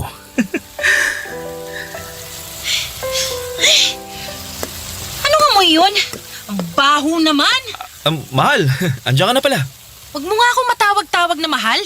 Pagod ako tapos nakakaamoy pa ako ng mabaho. Ay, ano ba yung niluluto mo? Ha? Ano? Adobong manok? Paborito mo? Bulok na manok ba yung ginamit mo? Ang baho, Di mo ba naaamoy? Wala naman ako naaamoy na mabaho. So pinapalabas mo na sinungaling ako? Hindi naman sa ganun. Hindi raw, pero doon napapunta yung tono ng pananalita mo Alam mo, ayokong kainin yung niluto mo. Mamaya may lason pa yan eh. At bakit naman magkakalason tong pagkain? Ewan ko, hindi ko alam. Baka naisipan mong, lasunin ako, ganon. Ano ka ba? Hindi ko magagawa ang bagay na yun. Aray! Bakit mo ba ako inampas ng bag mo? Aba, dapat lang. Subukan mo lang na gawin ang bagay na yun ha. Wala nang maghahanap buhay para sa pamilyang to. Wala na kayong panggastos at pangbili ng pagkain ng anak mo. Hindi ko nga magagawa yun. Tsaka, mahal kita. Bakit kita lalasunin, di ba? Talaga? Mahal mo ko? Oo naman. Mahal kita. Kaya nga, pinagluto kita ng masarap oh. Kala ko, magugustuhan mo eh. Ang totoo, kumain na ako. Busog na ako. Ha? Bakit ka kumain? Di ba sabi ko kanina, bago ka pumasok sa trabaho, magluluto ako ng masarap? Inubos ko pa naman yung natitira kong pera pambili niyan. Tapos, teka, sino palang kasabay mong kumain? Sabihin mo, sino? Ay, bakit mo ba tinatanong? Ano ba pake mo ha? Tsaka bawal na ba akong kumain? Sa nagugutom ako. Hindi naman, pero… Wala ka nang pakialam kung sinong kasabay kong kumain. Buti pa, ikaw na lang ang kumain niyang niluto mo. Amoy pa lang hindi na masarap eh. Pipilit mo pang masarap. Mary Grace naman. Buti pa, matutulog na ako, Jaymon. Pagod sabi ako eh. Sa pamaga pa ako bukas sa trabaho. Mary Grace, teka lang. Bakit ba kasi? Ngayon na nga lang tayo nagkita Ano bang pinagsasabi mo ngayon lang tayo nagkita? Magkasama tayo sa bahay, di ba? Oo, pero ngayon lang tayo nag-usap. Pagising namin ng anak mo, wala ka na. Lagi kanyang hinahanap sa akin. Namimiss ka raw niya. Namimiss ka na namin. Wala akong panahon sa kadramahan yung mag-ama ha. Nagtatrabaho lang ako. Natural, lagi akong wala rito sa bahay. Alam mo naman yun, di ba? Kung hindi ka lang sana nagkasakit, di ako yun nandito sa bahay at ikaw ang naghahanap buhay. Pasensya ka na. Pasensya mo mukha mo. Masyado ka madamdamin. Daig mo pa yung babae. Diyan ka na nga. Natutulog na ako sa kwarto. Linisin mo yung pinaglutuan mo ha. Kung hindi, lagot ka talaga sa akin. Papadudot, naging maayos naman ang pagsasama namin ni Mary Grace ng 1 taon bago dumating ang baby namin. Ngunit nagbago ang lahat noong nakapanganak na siya. Hindi ko alam kung postpartum nga ba yon, pero bukod sa pagiging malungkutin ay naging mainitin na rin ang ulo niya. Buti sana kung sa akin lang, pero damay ang anak namin. Noon pa man ay mabilis na talagang pumitik si Mary Grace.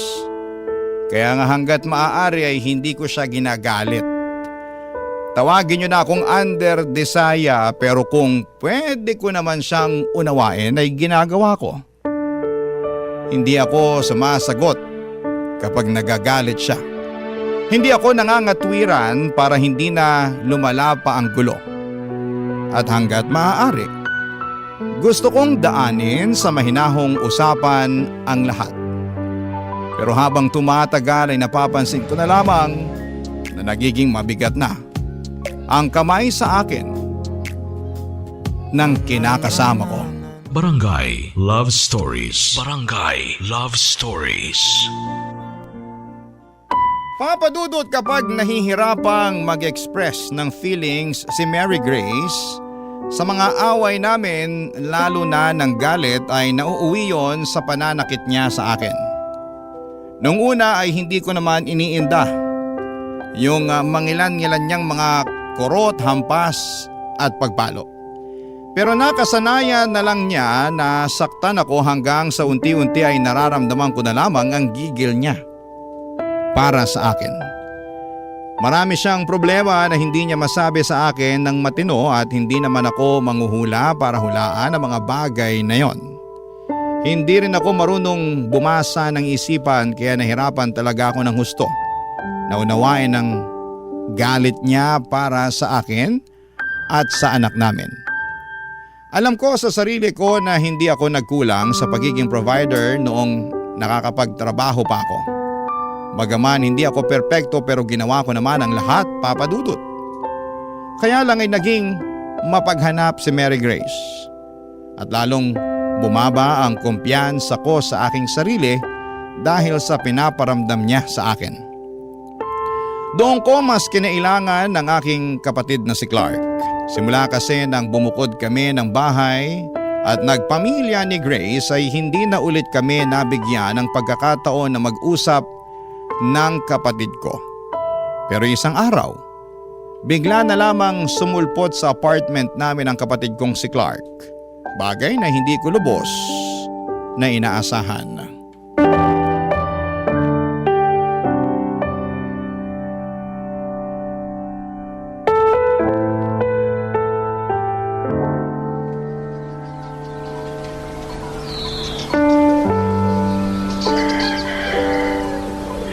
Buti naman at binisita mo ako rito sa inuupahan namin, Clark.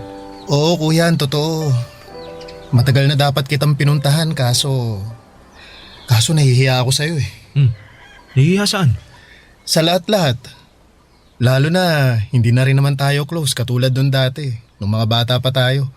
Tapos naisip ko na baka galit ka sa akin kasi naging pasaway at barumbado akong kapatid nung araw. Di naman ako galit sa'yo. Siguro nagtampo lang. Pero wala na yun. Tapos na yun eh. Matagal ng panahon lumipas ang bagay na yun. Kung para sa ikatatahimik mo, sige, napatawad na kita kahit wala ka naman talagang kasalanan. Salamat. Kumusta ka na? Bakit parang ang payat mo na? Saka bakit di ka na dumadalaw dun sa bahay? Sabi ni nanay, miss na miss ka na raw niya. Di na kayo pumupunta dun ni Ate Mary Grace. Nagkasakit kasi ako eh. Nagkapulmonya ako, tsaka bumagsak ng husto yung resistensya ko. Ayun, nagpapagaling pa nga ako ngayon dito eh. Kaya si Mary Grace na muna naghahanap buhay sa amin. Ganun ba? Bakit naman hindi mo man lang sinabi sa amin? Sana napuntahan ka man lang namin. Ayaw ni Mary Grace eh. Paano ayaw? Ayaw niyang ipasabi sa inyo kasi raw ayaw niya na kayong maistorbo. Tsaka kaya naman daw namin eh. Problema na raw namin yun. Kuya, hindi naman kayo nakakaistorbo. Ano ba namang klaseng katwiran yun? Hindi ko maintindihan. Pakiramdam ko, nilalayo lang talaga ako ni Mary Grace sa inyo. Ha? Bakit naman? Ewan, di ko alam. Basta, ayaw niya na pag-usapan namin yung tungkol sa inyo. Dapat daw, di ko na kayo hanapin. Lalo na kasi, di naman daw tayo magkasundo. Yun din ang rason niya kaya di na ako nakapunta sa bahay natin para bisitahin kayo. Kayo ni nanay. Sandali lang, sandali. Hindi ko maintindihan. Ang lakas naman ang tama ni Mary Grace. Ayos lang naman yun. Iniintindi ko na lang siya kasi pag sumagot pa ako baka mag-away lang kami nun. Tapos pagsalitaan niya pa ako ng masasakit at isumbat na di ako nagtatrabaho at siya naghahanap buhay. O di kaya baka masaktan niya pa ako. Masaktan? Teka lang kuya. Anong ibig mong sabihin? Sinasaktan ka ba niya? Ha? Hindi. Wala. Hindi niya ako sinasaktan. Kuya, narinig ko yung sinabi mo. Gusto ko lang kumpirmahin. Hindi nga, Clark. Ayos lang ako. Ayos lang. Mabait si Mary Grace. Di niya ako sinasaktan. Di ako naniniwala sa'yo eh. Ayan! Ha? Yung nasa braso mo, ano yan? Kurot ba yan? Kurot yan eh. Bakas ng kuko yan, oh. Si Mary Grace ba gumawa niyan? Naku, hindi. Hindi siya gumawa nito. Itong pasa sa kamay mo. Pati ang, ano yan? Sugat ba yan? Kuya, hiwa ba yan ng kutsilyo? Saan? Ayan, sa kabila mong braso. Ano? Kuya, sinasaktan ka nga nung baliw na babaeng yun. Shhh! Uy, kamaingay. Huwag mo nang tawaging baliw si Mary Grace. Mamaya marinig ka nun, lagot tayo. Kuya, ano ka ba? Anong ginawa niya sa'yo? Walang ginawa sa akin si Mary Grace. Mahal na mahal niya ako. Hindi na pagmamahal ang tawag dyan. Sabi sa akin ni Mary Grace, mahal niya ako. Kaya sinasaktan niya ako.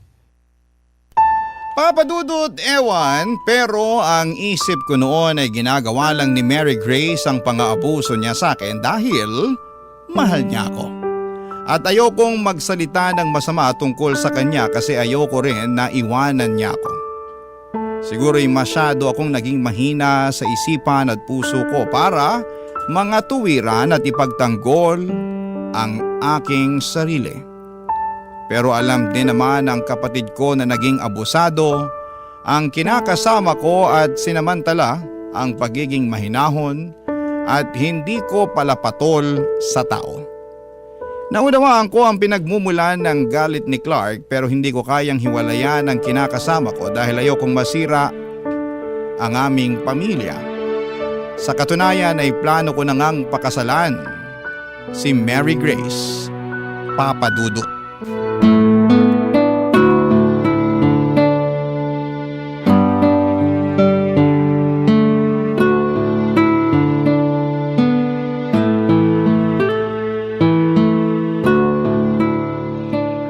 Mary Grace, will you marry me? Anong sabi mo? Tinatanong kita kung pumapayag ka bang pakasalan ako. Gusto na kasi kitang maging asawa eh.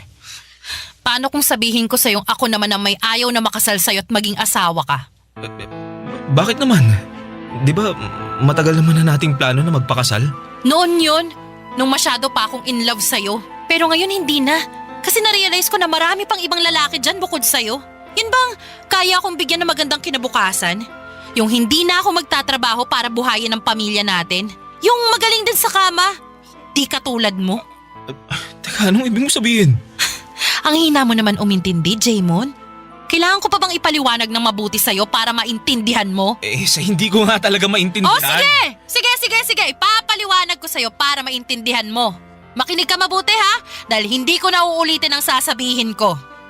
Jaymon, may iba na ako. At plano ko nang sumama sa kanya. Ha? Ano sinasabi mo? Bakit ka naghanap ng iba, Mary Grace? Dahil ayoko na sa'yo. Pagod na akong makisama sa tulad mo, kaya naghanap na ako ng iba. Swerte dahil meron na akong nakilalang mas higit pa sa'yo. Yung mas gwapo, mas mapera, mas magaling sa kama.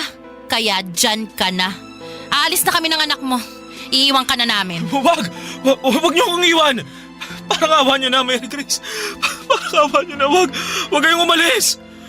Wag! Mary Grace!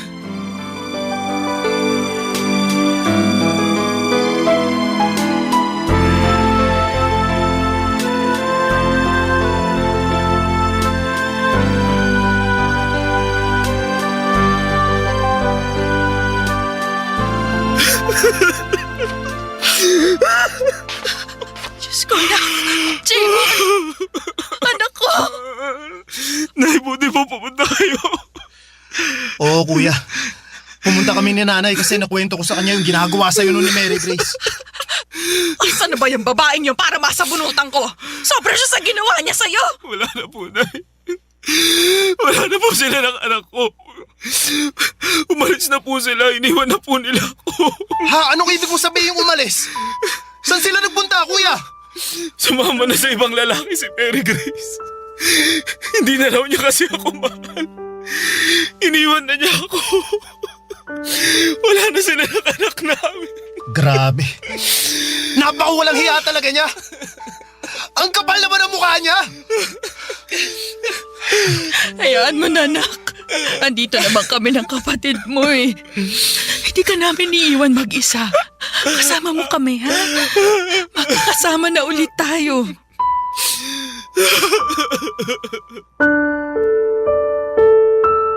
Papadudot malaking bagay ang pagdating ni Nanay at Clark sa apartment namin noong araw na yon. Dahil baka kung ano pa ang nagawa ko sa aking sarili kung wala sila. Sobra po akong nangihina at nalulugmok ng mga panahon na yon at hindi ko matanggap na iniwan na lamang ako ng ganon kabilis ni Mary Grace. Tangay-tangay pa ang anak namin. Matagal bago ako nakarecover pero buti na lamang at hindi ako sinukuhan nila nanay at ni Clark. Si Clark ang kasama ko sa aking counseling dahil kinailangan ko yon upang makausad sa trauma mula sa pang-aambuso sa akin ng dati kong kinakasama. Sa kasalukuyan ay masasabi ko na nasa maayos naman ang disposisyon ko sa buhay, sa araw-araw na ginawa ng Diyos. Ay nabibigyan ako ng pag-asa na tuluyan na akong makakawala sa masakit kong nakaraan. Hanggang dito na lamang po, Papa Dudut, ang sulat ko at maraming salamat po sakaling mapili po ninyong i-ere ang aking kwento sa inyong istasyon. God bless and more power sa inyong lahat. Ang inyong forever kapuso at kabarangay, Jaymon. Anong say mo sa Barangay Love Stories na ito? Pagkwentuhan natin sa comment section yan.